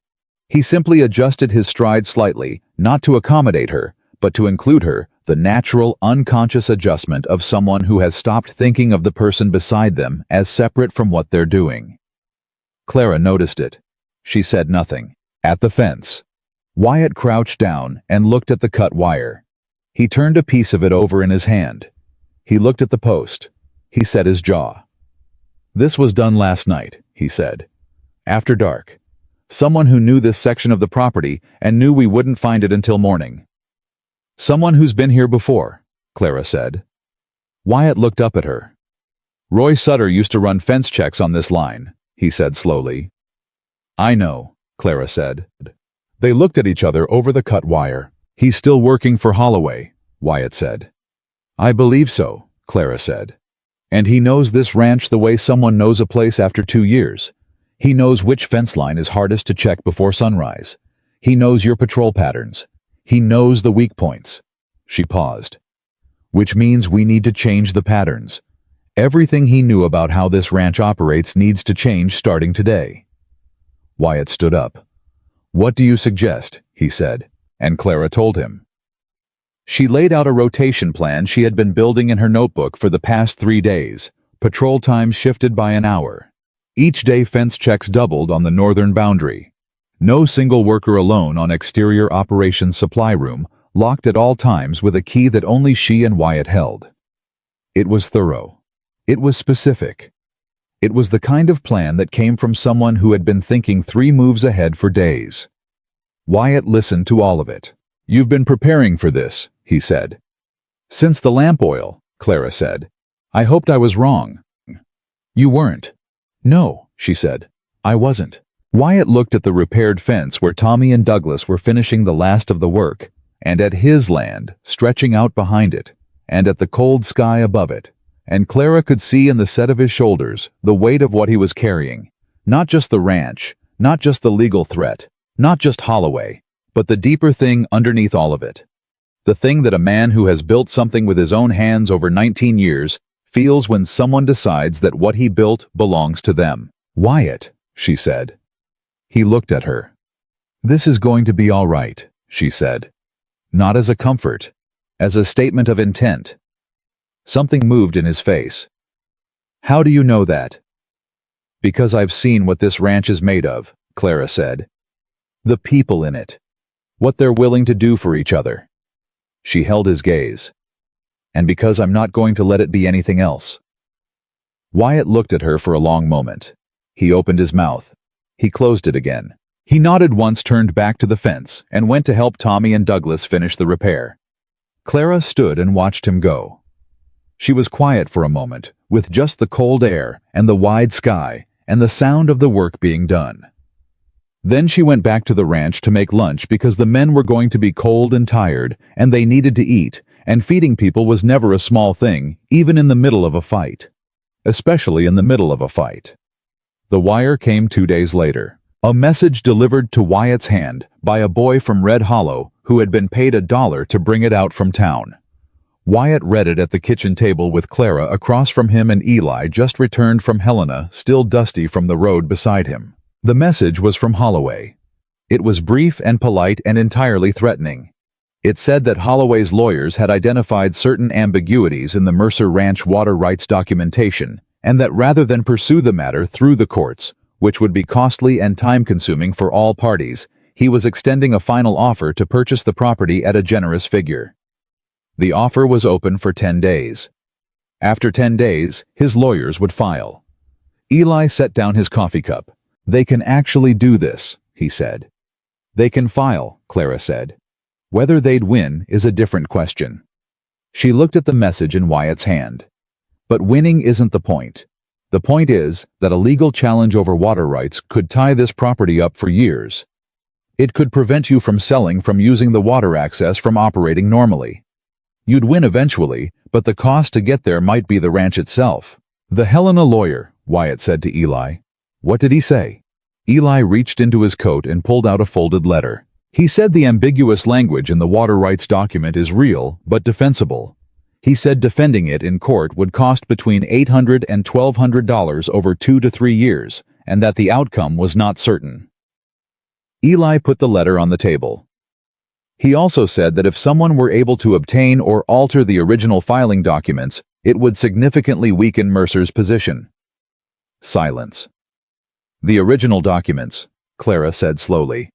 "Where are they filed?" "County Records Office in Red Hollow," Wyatt said. Clara looked at him. Wyatt looked at her. "How secure is the County Records Office?" she said. Wyatt's expression shifted. "The county clerk is Elton Marsh," he said. "He's been clerk for 11 years. He's a careful man." He paused. "He's also Holloway's wife's second cousin." The silence that followed that sentence was very specific. The kind that happens when the last piece of a picture slides into place, and what you're looking at is worse than you thought. "He already has access," Clara said. She said it quietly, not panicked, just clear. "Maybe," Wyatt said. His jaw was tight. "Wyatt." Clara leaned forward slightly. "When is the last time you personally checked that the original documents in the county office match the copies you have here?" Wyatt said nothing for a moment. "Years," he said finally. "I haven't had reason to." "We need to go to Red Hollow," Clara said. "Tomorrow morning, both of us. We need to compare those documents page by page against your copies, and we need to do it in front of witnesses." Eli looked at Clara. "Both of you," he said. "Both of us," Clara said. She looked at Wyatt. Unless you'd rather go alone. No, Wyatt said. He said it without hesitation. No, you should be there. You'll catch things I'd miss. Eli looked at Wyatt with the expression of a man who was noticing something and choosing carefully not to say anything about it yet. They went to Red Hollow the next morning, Wyatt and Clara in the wagon, before the town was properly awake. The county records office opened at 8, and they were there when Elton Marsh unlocked the door, which Marsh clearly had not expected, and which made him. Clara noted immediately and visibly uncomfortable in the way that people became uncomfortable when they had been caught at something they had not yet done, but had been intending to. Wyatt asked to see the original water rights filing for Mercer Ranch. Marsh hesitated a fraction of the second too long. Of course, he said. Just need to locate the file. He was gone for 7 minutes. Clara counted. When he came back with the folder, she took the documents out carefully and laid them beside the copies Wyatt had brought and began methodically and without comment comparing them page by page. Wyatt stood beside her. Marsh stood across the counter. The room was very quiet. On page 4, Clara stopped. She looked at the page in front of her. She looked at the copy. She looked at the page again. This paragraph, she said. Her voice was perfectly even. In the original. The language here reads differently from the copy. Wyatt leaned over to look. Marsh across the counter, imprecise, but leaned in Wyatt's favor. In the document currently in the county file, 3 words had been changed. 3 words that shifted the interpretation entirely, that turned a clause that leaned in Wyatt's favor into one that could be argued either way. 3 words. Wyatt straightened up slowly. He looked at Elton Marsh. Marsh looked back at him with the expression of a man who has been caught in a room he should not be in and is calculating exits. Elton, Wyatt said. His voice was very quiet. When was this document last accessed? I couldn't say precisely, Marsh said. The records. The access log, Clara said. She was looking at Marsh directly. Every county records office is required to maintain an access log for legal documents. Who accessed this file and when? Marsh's eyes moved to Clara. She met his gaze and held it. The access log showed 3 accesses in the past 2 months. The most recent 11 days ago, 4 days before Holloway had visited Mercer Ranch. The name on that access entry was not Marsh's. But the handwriting on the sign-in entry, Clara noted, was identical to the handwriting she had seen on Roy Sutter's work log. She photographed nothing. She had no way to photograph. She wrote everything down in her notebook, in her small, precise handwriting, while Wyatt stood beside her, and Marsh stood across the counter, having what appeared to be a very private and desperate internal conversation. Wyatt, Clara said when she had everything written down. We should take the original document. Marsh made a sound. That document is county property, he started. That document has been altered, Clara said, still looking at her notebook. Which makes it evidence. And I believe Wyatt Mercer has both the right and the legal obligation to secure evidence that pertains to his property from a location that has demonstrably failed to protect it. She looked up at Marsh. Unless you'd like to explain to the county judge why a document in your care was accessed 11 days ago by someone who is not listed as an authorized party and now reads differently than the holder's legal copy. Marsh did not say anything else. Wyatt took the document. They walked out of the county records office into the cold morning air, and Wyatt stood on the street and looked at the folder in his hands and was quiet for a moment. 11 days ago, he said, 4 days before Holloway came to the ranch. I wanted to know what he had before he made the offer, Clara said. He thought the alteration was already done. That's why he came to you confident. He thought the legal ground had already shifted. Wyatt looked at her. And it hadn't, he said slowly. Because you found the discrepancy. Because we compared the documents this morning, Clara said. Anyone would have found it. No, Wyatt said. His voice was careful and deliberate. No, Clara, not anyone. You're the one who said we needed to do this. You're the one who knew to look. He held her eyes. This isn't modesty I'm looking for. I want you to understand what you did. Clara was quiet. The street was quiet around them. Red Hollow just beginning to come awake, and somewhere in this small town, Charles Holloway was probably having a confident breakfast, completely unaware that the ground he had spent weeks carefully undermining had just been identified, documented, and removed from his reach.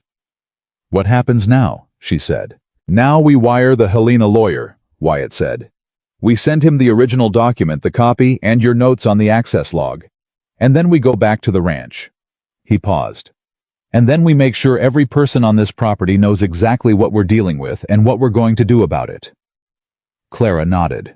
They walked toward the telegraph office side by side in the cold morning, and neither of them spoke for the length of Main Street, and the silence between them was not empty or uncomfortable. It was the silence of two people who had just stood together in a serious place and come out the other side of it, still standing still together. And both aware, though neither was ready to say it yet, that the word together was starting to mean something it hadn't meant at the beginning. Back at the ranch, the workers gathered around the kitchen table that evening. All of them. Wyatt stood at the head of the table and told them everything. Holloway, the water rights. Roy Sutter, the altered document, what had been found, and what had been done about it. He told it plainly and completely, the way a man tells his people the truth, when the truth is what the situation requires. When he finished, nobody spoke for a moment. Then Douglas said, "So what do we do?" And Wyatt looked at Clara. Clara looked back at him. And then she looked at the table full of people who had in the space of a month become something she had not expected and had not planned for and was not entirely prepared for. And she said, "We do what we've been doing. We pay attention. We watch each other's backs. We don't give Holloway anything he can use." She paused. "And we don't scare." Nobody at that table looked scared. Tommy looked determined. Douglas looked ready for a fight. Pete had his jaw set and his good shoulder squared. Eli was quiet and still in the way that Eli was quiet and still when he had made a decision and was simply waiting for the moment to act on it. Wyatt looked at all of them. And then he looked at Clara, and what crossed his face in that moment was something that he did not try to put away this time, or if he did, he wasn't fast enough, and Clara saw it before it disappeared. It was not just gratitude. It was not just respect. It was recognition. The specific, profound recognition that happens when a person looks at another person and understands without ceremony or announcement that the shape of their life has changed, that something essential has arrived, that the empty place they had stopped believing would ever be filled has been filled quietly and completely while they were looking at something else. He looked away. Clara looked at her notebook. The kitchen was warm. The table was full. And outside in the dark, Charles Holloway's carefully built plan was beginning very quietly to come apart, and he did not know it yet. But he was going to find out. The Helena lawyer's name was Bernard Hatch, and he sent his reply by wire 4 days after Wyatt's message reached him. It was not the reply anyone had been hoping for. Eli read it aloud at the kitchen table, which had become, without any formal decision, the place where serious information was received and processed on Mercer Ranch. Clara stood near the stove. Wyatt sat at the head of the table with his hands flat on the surface, the way he sat when he was preparing to absorb something difficult. Douglas, Tommy, and Pete had come in from the morning work and stood in the doorway because nobody had told them to leave and nobody wanted them to. Hatch's wire said this. The altered document combined with the access log discrepancy was significant and actionable. However, filing a legal challenge against the alteration would require a formal complaint to the county, which would trigger an investigation that could take 6 to 18 months. During that period, Holloway's lawyers could still file their water rights challenge using the altered document as their primary evidence, since its alteration had not yet been formally ruled on. The two cases would run simultaneously. The cost to defend both simultaneously was estimated at between $1,400 and $2,000. Hatch's recommendation was to pursue a settlement if one could be reached that protected the core water rights because the legal path, while ultimately winnable, was long and expensive enough to cause serious operational damage along the way. Eli folded the wire. Nobody spoke for a moment. Then Tommy said very quietly, "That's a lot of money." "It's everything," Wyatt said. His voice was flat and controlled. "It's 2 years of clear profit minimum, and that's if nothing else goes wrong on the ranch while we're fighting it." Clara had been listening without moving. She was doing mathematics in her head, the kind that she had always done automatically, the habit of a woman who had learned to measure the distance between what was needed and what was available, and figure out what fit in the gap. "There's another option," she said. Everyone looked at her. "Holloway's plan depends on the legal uncertainty," she said. "He needs the water rights question to be unresolved because an unresolved question is what gives him leverage. If we remove the uncertainty, we remove his leverage." She looked at Wyatt. "The ambiguous paragraph in the original document, the one that was altered, does it have a corresponding record in the original land grant from the territorial government?" Wyatt was quiet for a moment. "It might," he said slowly. "The land grant was filed before the water rights document. It would have referenced the water access as part of the original claim." "Where is the territorial land grant filed?" Clara said. "Helena," Wyatt said. And then he stopped. Clara waited. She watched the moment of understanding cross his face, slow at first, and then fast, the way understanding always moved when it was the right kind. "The territorial capital records," Wyatt said. "Holloway can't touch those. He doesn't have any connection to Helena's territorial office." "If the original land grant specifies the water access in language that supports your position," Clara said, "then the altered county document becomes irrelevant. The higher filing supersedes the county record. Hatch can build the entire defense on the territorial document without ever needing to fight the alteration question directly." The kitchen was completely silent. Eli was looking at Clara with an expression that was past admiration and into something closer to awe. Douglas had his arms crossed and was staring at the floor with the expression of a man recalculating everything he thought he knew about a situation. Tommy looked at Pete. Pete looked at Tommy. Neither of them said anything because there was nothing to add. Wyatt looked at Clara for a long moment. "You figured that out just now," he said. "I've been thinking about it since we left the records office," Clara said. "I didn't want to say it until I was sure the logic held." She paused. "Does it?" "Yes," Wyatt said. He said it with conviction. "Yes, it does." He looked at Eli. "Wire Hatch back. Tell him to pull the original territorial land grant for Mercer Ranch. Tell him what we're looking for and why." Eli was already moving. "And Eli," Clara said. He stopped. "Tell him to look specifically at any language about water access in relation to seasonal drought conditions," she said. "That's the clause Holloway's lawyers have been targeting. If the land grant addresses it directly, we need to know the exact wording." Eli pointed at her briefly, a gesture that meant understood, and also meant "you are remarkable, and I am going to tell you that later," and went to send the wire. The next 3 days were the kind that aged people, not the dramatic kind of aging that came from obvious crisis. The quiet kind, where the anxiety was constant and low, and never quite resolved, where every sound from outside made heads turn, where the work of the ranch continued because it had to. And underneath it, running like a second current, was the awareness that something was still moving against them, and they were waiting to see what shape it would take next. Holloway's 10-day deadline was now 6 days away. On the second of those 3 days, Roy Sutter came back. Not to the ranch. He was smarter than that. He appeared on the road that ran along the eastern boundary of the property visible from the fence line, but not technically on Mercer land, riding slowly, not stopping, not approaching. Just visible. Just present. Douglas saw him first, and came to find Clara at a near run, which was something Douglas did not do. "Roy's on the east road," he said, "riding the boundary." Clara put down what she was doing. "Where's Wyatt?" she said. "North pasture." "Get him," she said, quietly. "Don't make it obvious we've seen Roy. And Douglas, tell the others to go about their work normally. Don't stare at the east road." Douglas went. Clara went to the window that faced east and watched Roy Sutter ride the boundary line. I was not hurrying. He was looking at the property with the specific measuring gaze of someone taking inventory. He had been on this ranch for 2 years, and he knew every fence post and water source and weak point in the operation. Whatever Holloway's next move was, Roy was scouting it right now. Wyatt arrived from the north pasture in under 10 minutes, which meant Douglas had run. He came to the window and stood beside Clara and looked at Roy on the east road. He's looking at the creek crossing, Wyatt said. His voice was very quiet.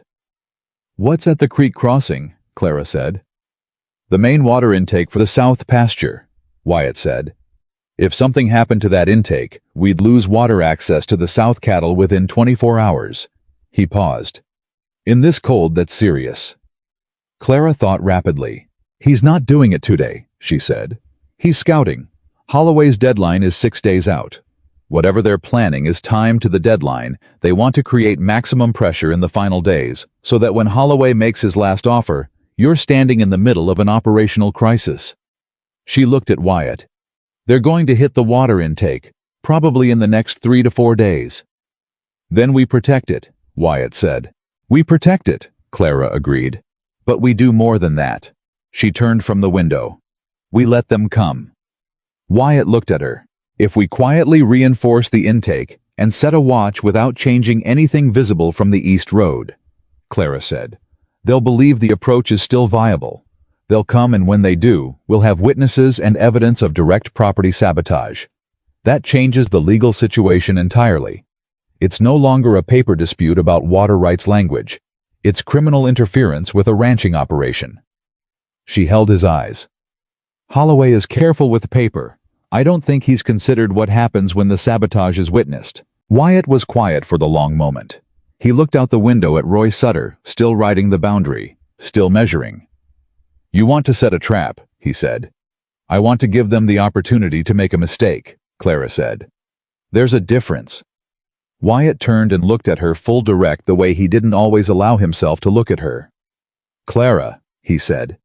If this goes wrong, it won't, she said. You don't know that.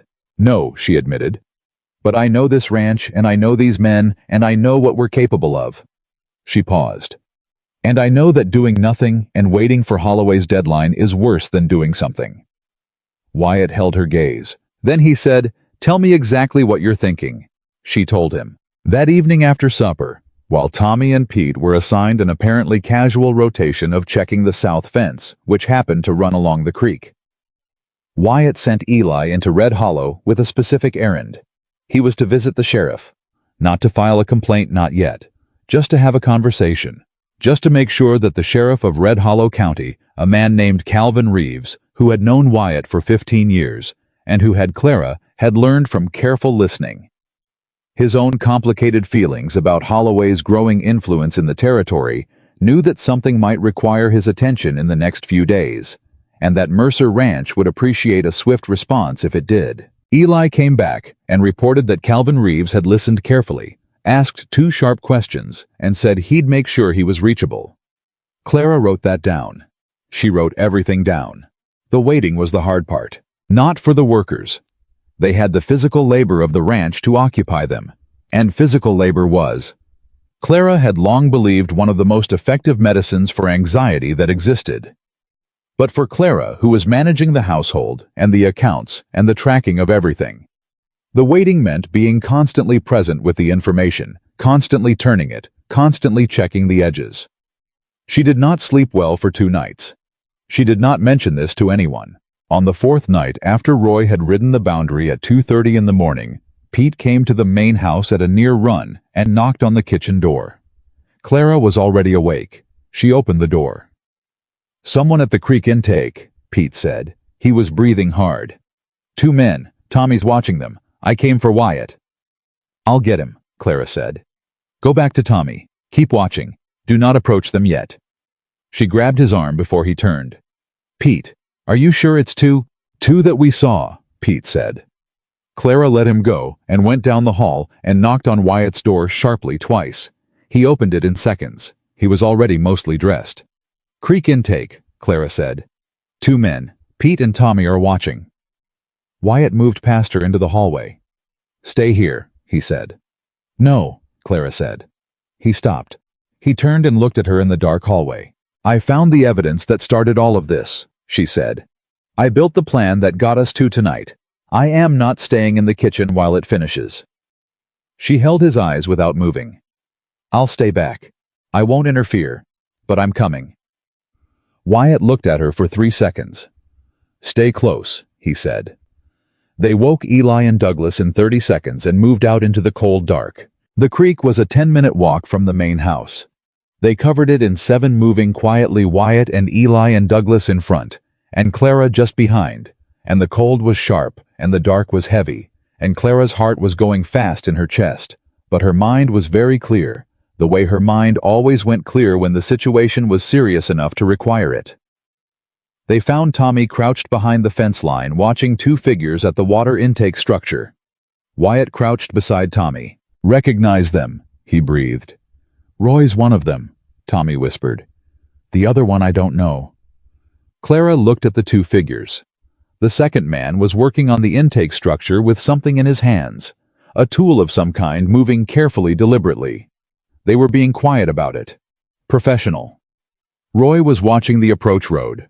Or he was supposed to be watching the approach road. What Roy had not accounted for, because Roy had not been on the ranch when Clara arrived, and did not know her rhythms, was that Clara had changed the patrol routes 3 weeks ago, and the route that now covered the creek intake came from the north rather than the east. Roy had been scouting the east road. He had never seen the north approach. It was the gap in his knowledge. It was the gap Clara had counted on. "Now," Douglas said quietly, barely a breath. Wyatt looked at Clara. Clara looked at the 2 men at the intake. The second man had stopped working.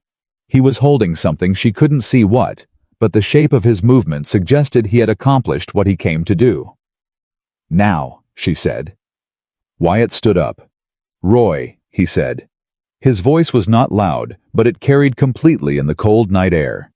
"Step away from the intake." What happened next happened fast. Roy spun around.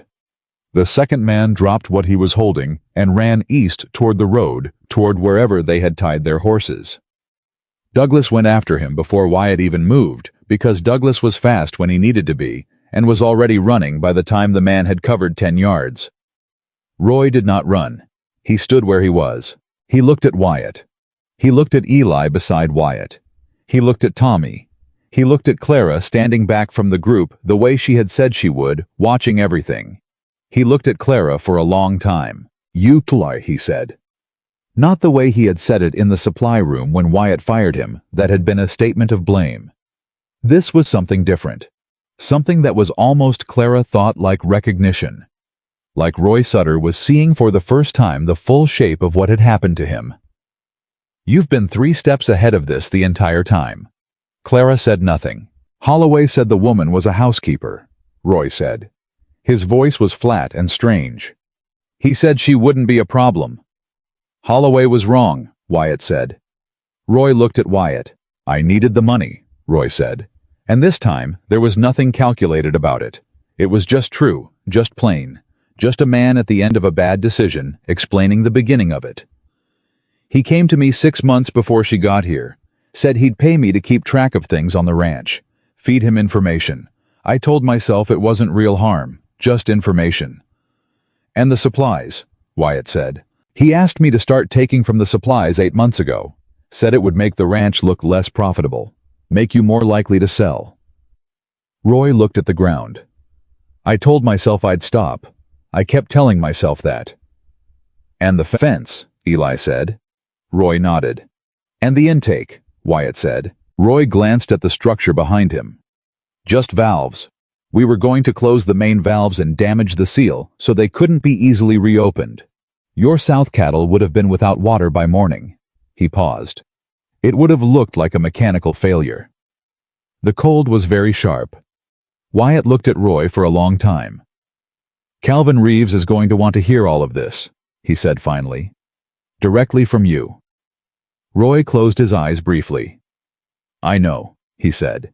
Douglas came back 20 minutes later. He had not caught the second man, but he had found where the horses had been tied and had recovered a leather bag that the second man had dropped in his haste.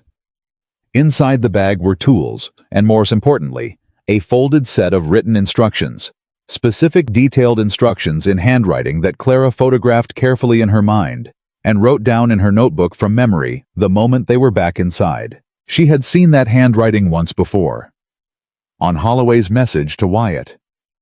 Sheriff Calvin Reeves arrived at Mercer Ranch before sunrise. He was a quiet, deliberate man who listened more than he spoke, and he listened to everything. Wyatt, Eli, Tommy, Pete's account of the night. Douglas's account of the chase and the bag.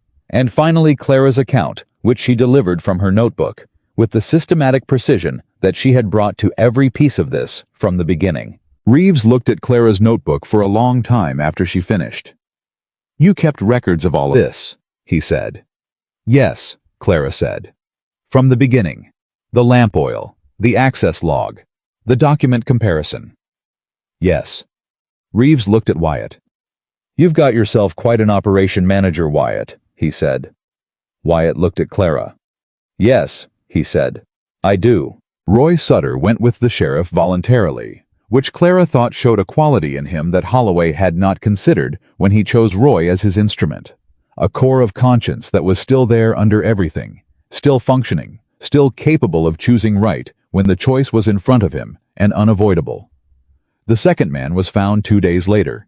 He talked faster than Roy had. The written instructions in the leather bag, combined with the testimony of both men and Clara's documented record of everything from the lamp oil forward, gave Reeves enough to pay a formal visit to Charles Holloway at the hotel where he had been staying in Red Hollow. Clara was not there for that conversation, but Eli was, because Eli had followed the sheriff to town on Wyatt's quiet instruction and had watched from across the street with the patience of a man who had spent 40 years watching important moments from the right distance. He came back that afternoon and sat down at the kitchen table where Wyatt and Clara were waiting and said, "Holloway's leaving." The kitchen was quiet. "Leaving," Wyatt said. Reeves told him that a formal investigation into property interference and document tampering was opening. Told him the territorial governor's office was going to be notified because the county records office was implicated. Eli paused. Holloway asked if there was a way to resolve it quietly. Reeves told him the best resolution was to withdraw all legal claims against Mercer Ranch, in writing compensate for documented property damages, and remove himself from the territory. "And," Clara said, "and Holloway said he'd have his lawyers prepare the withdrawal paperwork by morning." Eli looked at Wyatt. "He also said, and I'm telling you this exact, because I think you deserve to hear it exactly," he said, "tell Mercer I underestimated what he had working in his favor." Wyatt sat with that for a moment. Then he looked at Clara. Clara looked back at him. She felt the weight of the past weeks settle and then lift, not all at once, not in a dramatic rush, but in the way that genuine relief came gradually, like pressure releasing from something that had been held tight for too long. "It's over," she said. She said it carefully, not wanting to assume. "It's over," Wyatt said. She nodded once. She looked down at her notebook. She realized she was gripping it very hard and consciously loosened her fingers. "Good," she said. Her voice was steady. Eli stood up from the table. He looked at both of them with the expression of a man who saw things very clearly and had decided that some things were better witnessed quietly than commented on. He went outside. The kitchen was quiet around them. Outside the ranch was going on the sounds of the men working the livestock, the ordinary noise of an ordinary afternoon on a working cattle ranch, the sounds of a place that was still standing. Wyatt was looking at his hands on the table. "You saved this ranch," he said. "We saved this ranch," Clara said. "Clara, Wyatt." She said his name in the way that meant she was going to tell him something true. Every person on this property did something that mattered in the last few weeks. Eli rode to Helena. Douglas ran after that man in the dark. Tommy and Pete kept watch 2 nights in a row without being asked twice. You made decisions under pressure that were right. She paused. "I kept records. That's what I do. It's not more than what everyone else did. It's just different." Wyatt looked at her. "You keep saying that," he said quietly. "Every time I try to tell you what you actually did here, you spread the credit out until yours disappears." Clara was quiet. "Why do you do that?" he said. She thought about it honestly. "Because I spent a long time in places where I did the work, and someone else got the credit," she said finally. "I learned to stop needing it." She paused. "Sometimes that goes too far the other direction." Wyatt was quiet for a long moment. "I want to say something to you," he said. Clara waited. He was quiet for what felt like a long time. Wyatt's characteristic pause. The one where he chose words the way he chose every important thing carefully and without waste. "When you walked up to my gate 2 months ago," he said, "I thought I was doing you a favor, giving a stranger a chance." He looked at the table. "I have been wrong about things in my life. I have been wrong about people, about decisions, about what I thought I wanted and didn't want." He looked up at her. "That was the most wrong I have ever been about anything." Clara was very still. "You didn't need my favor," Wyatt said. "You didn't need me to give you a chance. You needed a door to be open and you walked through it, and everything that happened after that, everything was you. Your work. Your mind.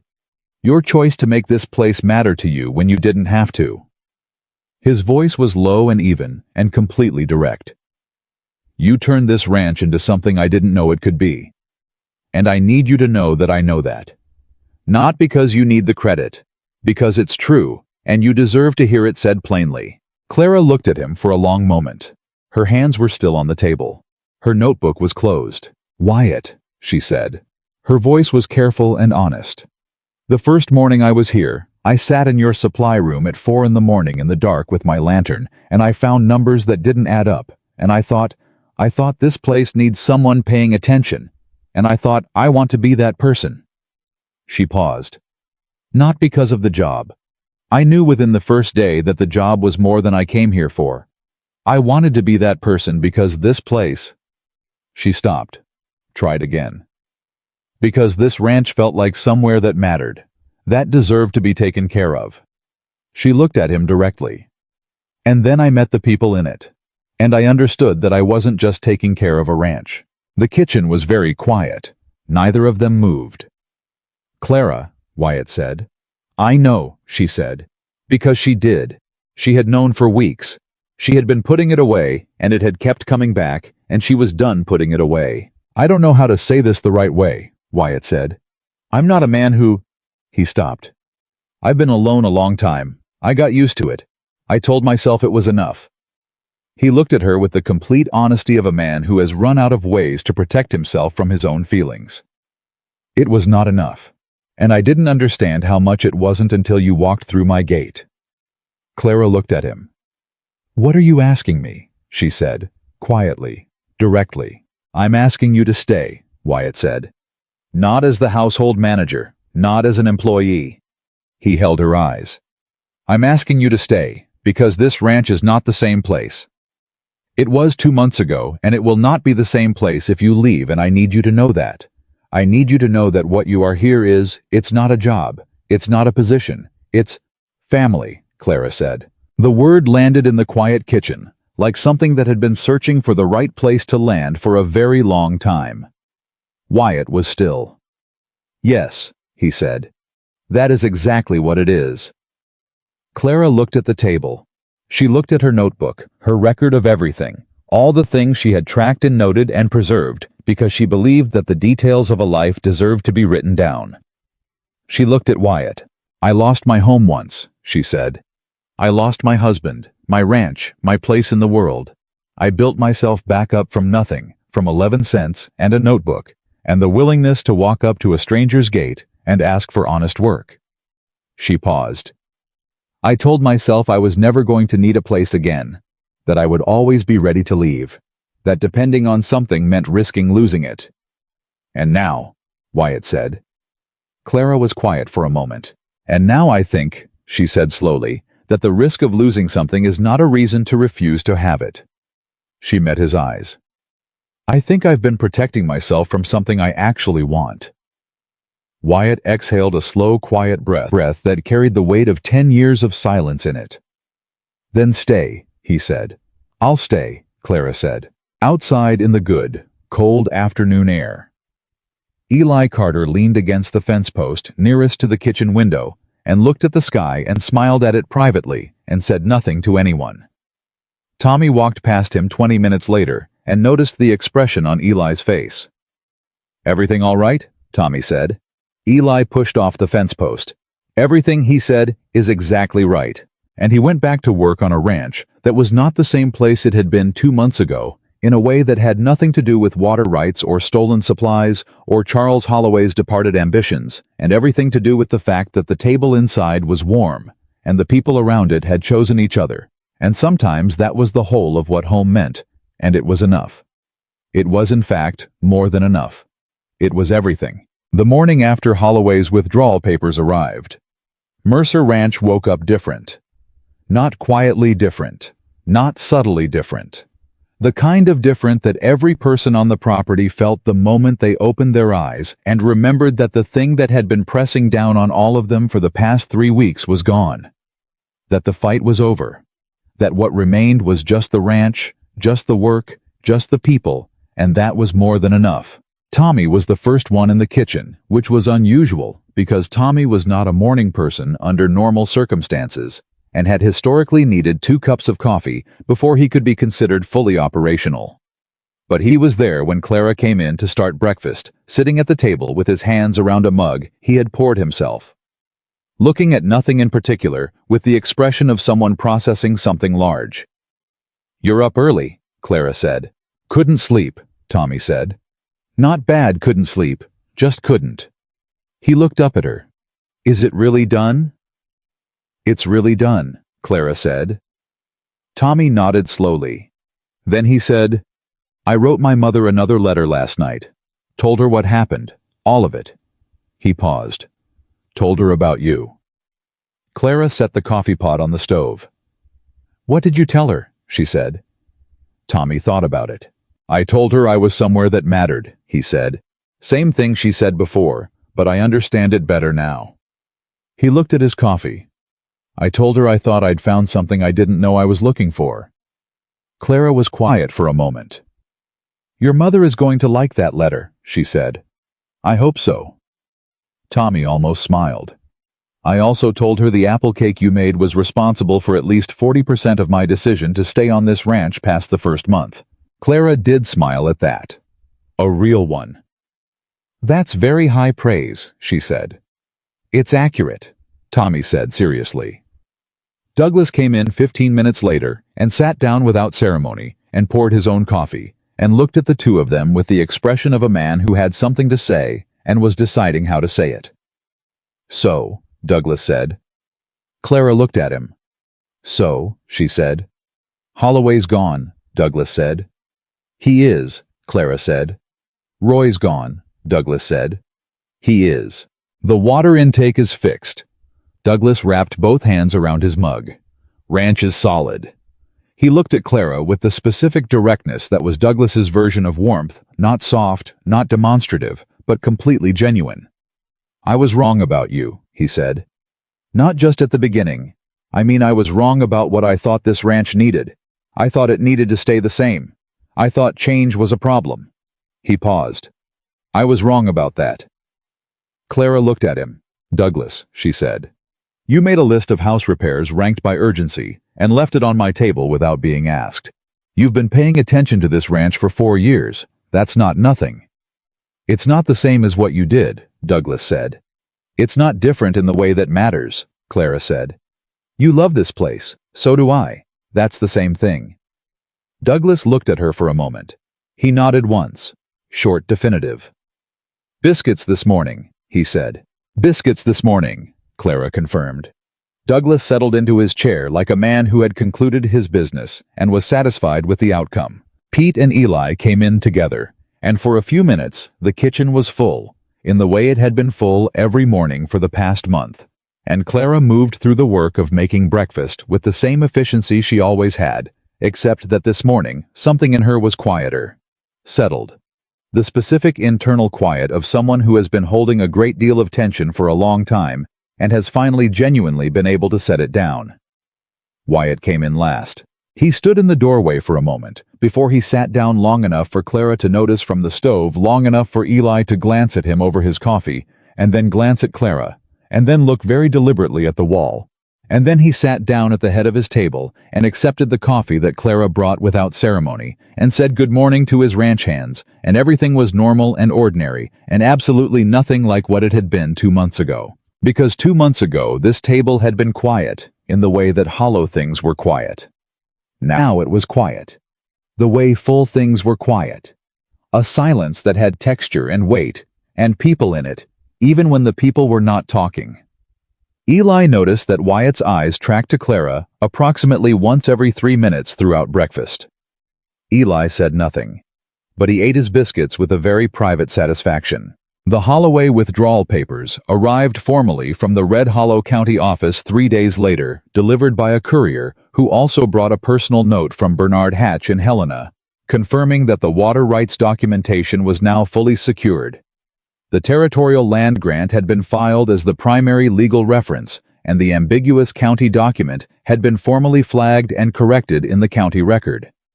Hatch also noted in the careful language of a lawyer who had been genuinely surprised by something that the preparation and documentation provided by Mercer Ranch had been the most thorough and organized case file he had received in 11 years of territorial practice. Clara read that line twice.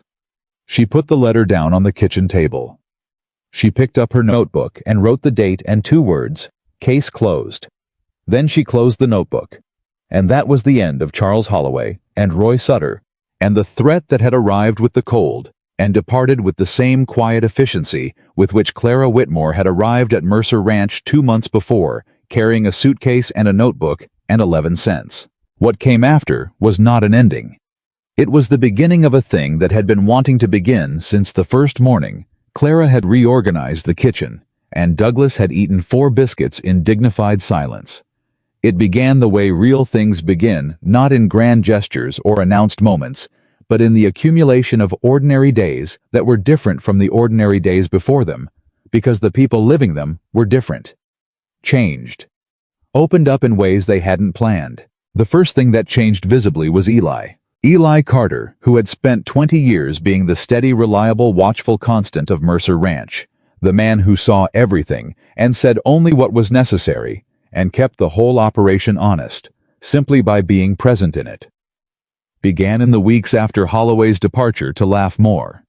Not performance laughter, not the polite acknowledgement of something mildly funny. Genuine caught-off-guard laughter, the kind that surprised even the person doing it. It happened the first time when Clara told him with a completely straight face that she had added a line to the supply tracking system, specifically for biscuit ingredients, categorized under essential operations. Eli had looked at her. Then he had laughed, really laughed, and Clara had looked pleased, in the understated way she looked pleased when something landed exactly right.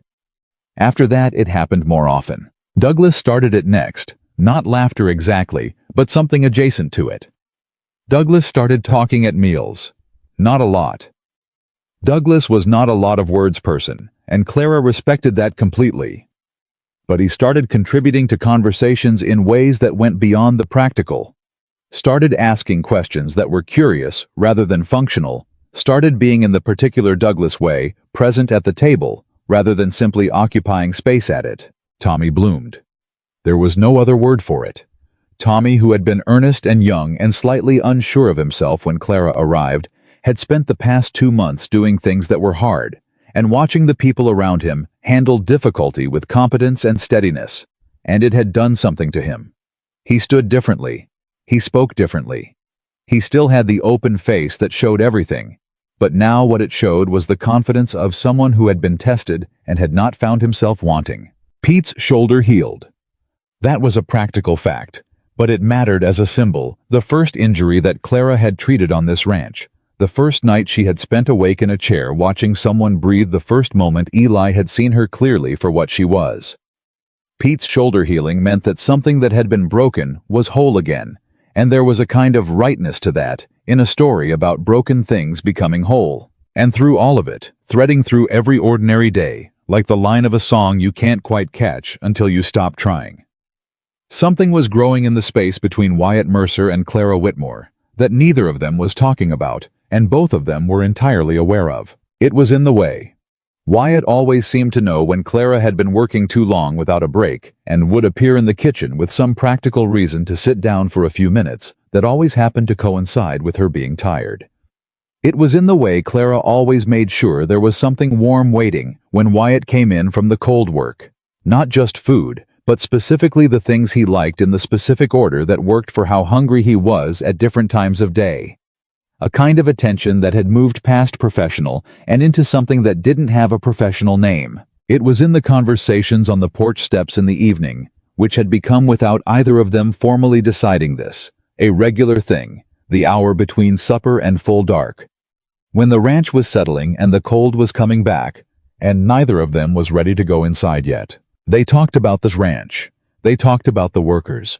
They talked about the spring kitchen garden that Clara was planning, and the new fence sections that Wyatt was considering, and whether the creek intake needed a permanent improvement or just better maintenance protocols. Practical things. Real things.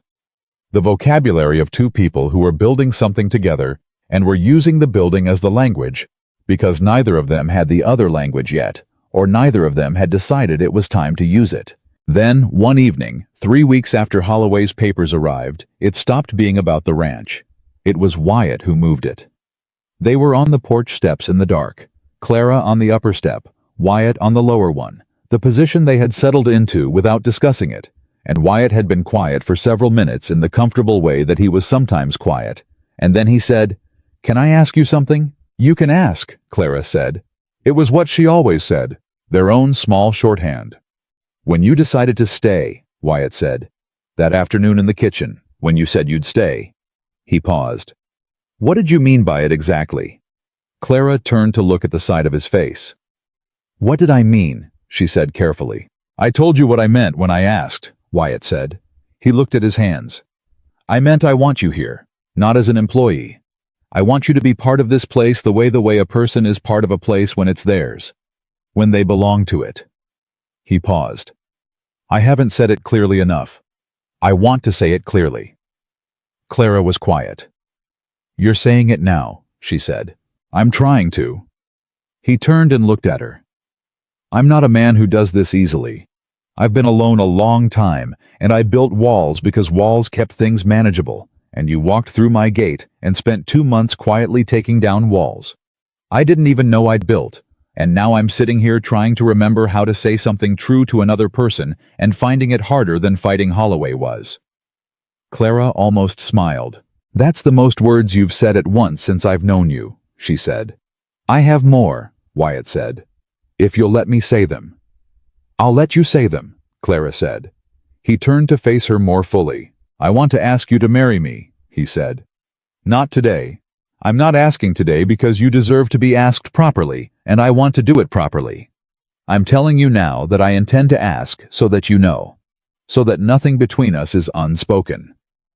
He looked at her with the full direct honesty that was the most characteristic thing about him, more than his work, more than his ranch, more than any of the things that people in Red Hollow knew him by.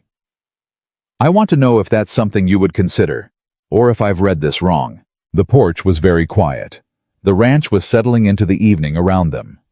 Clara looked at Wyatt Mercer, at this man who had hired her when nobody else would, who had trusted her with things that mattered before he had reason to, who had stood beside her in supply rooms and records offices, and beside creek intakes in the dark, who had looked at her across a full kitchen table with the expression of a man realizing that the life he had been living was smaller than it needed to be. She thought about the 11 cents in her coat pocket on the morning she'd arrived. She thought about the notebook, about every page she'd filled in this place. She thought about what it meant to find somewhere that felt like it was worth keeping records of. "You haven't read it wrong," she said. Wyatt exhaled the same slow breath she'd heard in the kitchen the day she agreed to stay, but deeper this time. The breath of someone releasing something they had been holding for a long time. "Then I'll ask you properly," he said. "When I've figured out how." "I'll be here," Clara said. "I know," he said, and smiled. It was the first time Clara had seen Wyatt Mercer smile completely. Not the ghost of one, not the carefully restrained beginning of one. The full thing. And it changed his face in a way that made Clara understand, with a clarity that surprised her, that she had been waiting to see it since the first morning without knowing she was waiting. She looked away first. She looked at her hands. "Wyatt," she said. "Yes." "The kitchen garden." She kept her voice steady. "I've been thinking about the south side drainage problem. Douglas was right that the clay composition is going to create pooling. But if we build the beds raised by about 8 inches, and direct the drainage toward the creekside. Clara, Wyatt said. She stopped. You don't have to do that, he said. You don't have to make it practical to make it comfortable. It's already comfortable. She was quiet for a moment. Then she said very quietly, I know. I'm still learning that. I know you are, he said. Take your time. They sat in the dark for another half hour, talking about the kitchen garden and the spring plans, and whether they needed to hire another hand to replace Roy's position, and underneath all of it ran the thing that had just been said and agreed to, and set carefully in the space between them where it would stay held safely until the time was right. Inside the ranch house.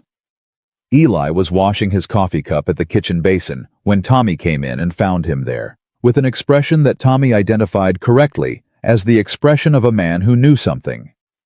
What? Tommy said. Nothing, Eli said. Eli. Eli dried his hands. How would you feel, Eli said carefully, about a wedding on this ranch sometime in the spring? Tommy stared at him. Are you serious? Tommy said. I'm never not serious, Eli said. He hung up the towel. Go to bed, Tommy.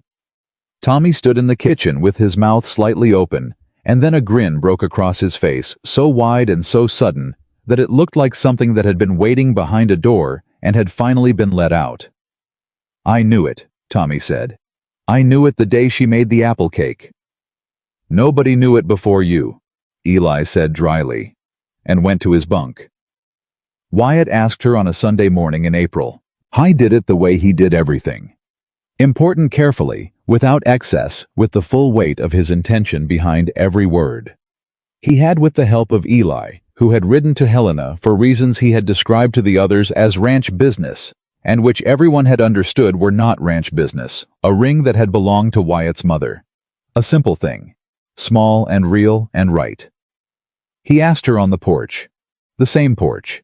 The same steps. He had been thinking about it since November. He had been planning it since February. He stood on the lower step and turned to face her and said what he had meant to say since the kitchen in the autumn, which was, Clara Whitmore, you walked through my gate with 11 cents and a notebook, and you gave me something I had stopped believing I was going to have. You gave me a home inside this house that has always been just a building. You gave these men a family they didn't know they needed. You gave me... He stopped, steadied himself. You gave me back the part of myself that I'd talked myself out of wanting. And I want to spend the rest of my life being worth what you gave up to come here. Clara looked at him. Her hands were in her lap, and her notebook was not there. For once she had left it inside deliberately, because some things did not need to be recorded in a notebook, because they would never be forgotten. Yes, she said.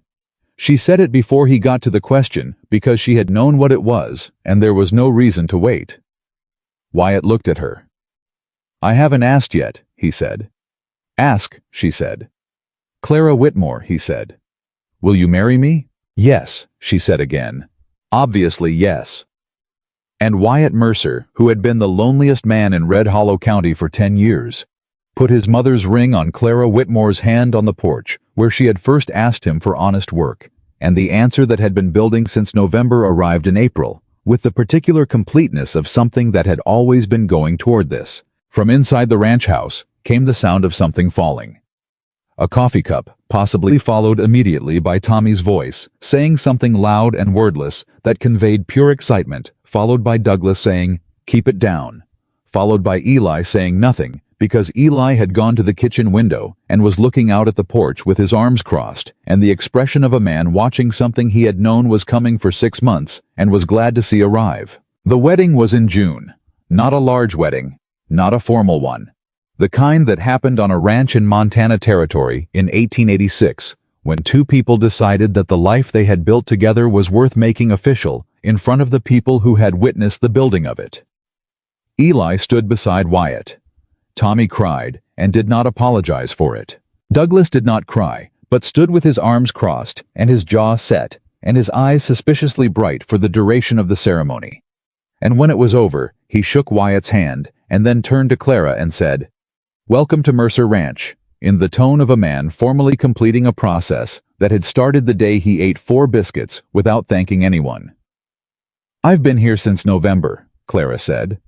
Now it's official, Douglas said. Pete laughed.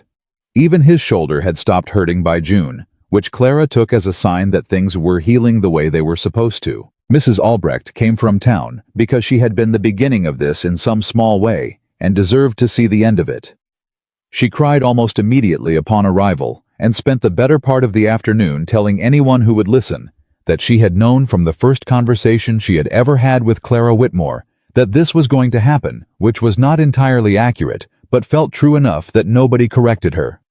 Harriet Doyle did not come. Nobody mentioned Harriet Doyle. That evening, when the celebration had wound down and the ranch hands had gone to their bunks and Mrs. Albrecht had gone back to town, Wyatt and Clara sat on the porch steps in the June dark, and the air was warm for the first time since November, and the silence around them was the specific silence of a place at peace with what it was.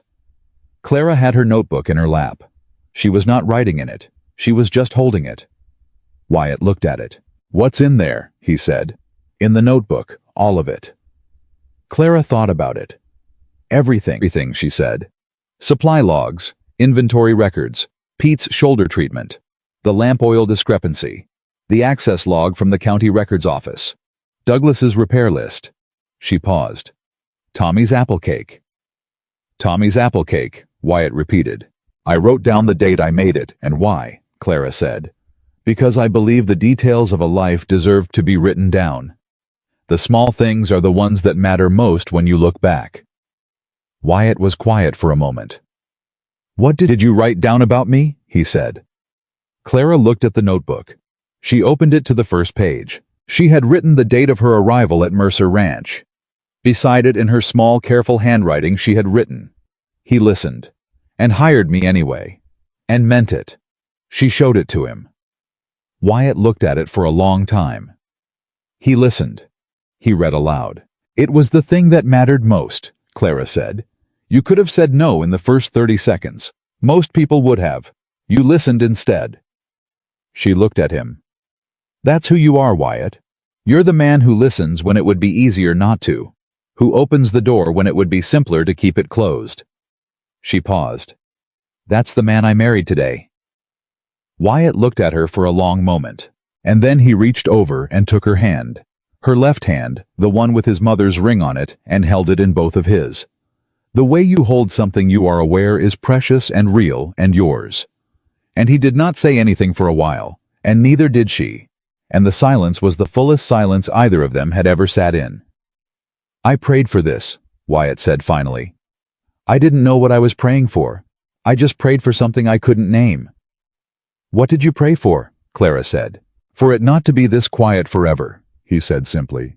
"For there to be someone at the table who cared about being there." He looked at their joined hands. "I stopped saying it out loud because it seemed like too much to ask for." He paused. "And then you walked through the gate." Clara looked out at the ranch, at the land that was hers now too, in the way that places become yours, when you have fought for them and fed people in them and sat awake through the night in them watching someone breathe. "I wasn't looking for any of this," she said. "I was looking for a job. I had a notebook and a plan and an extremely small amount of money, and I was looking for honest work." She looked at him. "I found considerably more than I was looking for." "So did I," Wyatt said. The June dark settled around Mercer Ranch. Inside the house the kitchen was clean, and the table was set for tomorrow's breakfast, and the supply room was locked and accounted for, and the fire was banked low for the night. All the ordinary things that Clara Whitmore had made. Extraordinary, simply by doing them with attention and care, and the fierce quiet love of someone who understood that the details were never small. Outside on the porch, Wyatt Mercer held his wife's hand in the warm dark, and was not alone, and had not been alone since November, and would not be alone again. And Clara Whitmore. Clara Mercer now held her notebook in her free hand, and thought about the page she would write tomorrow morning, the way she wrote every morning, the date, the supplies, the tasks, the things that needed doing, and the people who would do them. But first tonight, she would write one more line in the margin of the November page where she had written, "He listened, and hired me anyway, and meant it." She would write. And that was how it began, because that was how it had begun. Not with a miracle, Not with a grand sign or a moment of obvious destiny. With a woman who needed honest work, and a man who needed to stop being alone, and a gate that was open, and a choice to walk through it. Family was not always the people you were born with. Sometimes it was the people who saw you clearly when the world looked past you. Sometimes it was the people who made room at their table and meant it. Sometimes it arrived wearing a patched coat and carrying a worn suitcase and asking for nothing more than the chance to show what it was worth. And sometimes, if you were paying attention, if you were the kind of person who listened when it would have been easier not to, you recognized it for what it was before it walked back out the gate. Wyatt Mercer had been paying attention. Clara Whitmore had never stopped. And Mercer Ranch, which had been a building, and then a home, and then a fortress, and then a home again, stood in the June dark full of sleeping people who had chosen each other on land that had been fought for and won around a table that would be full again in the morning. It was enough. It was everything. It was home.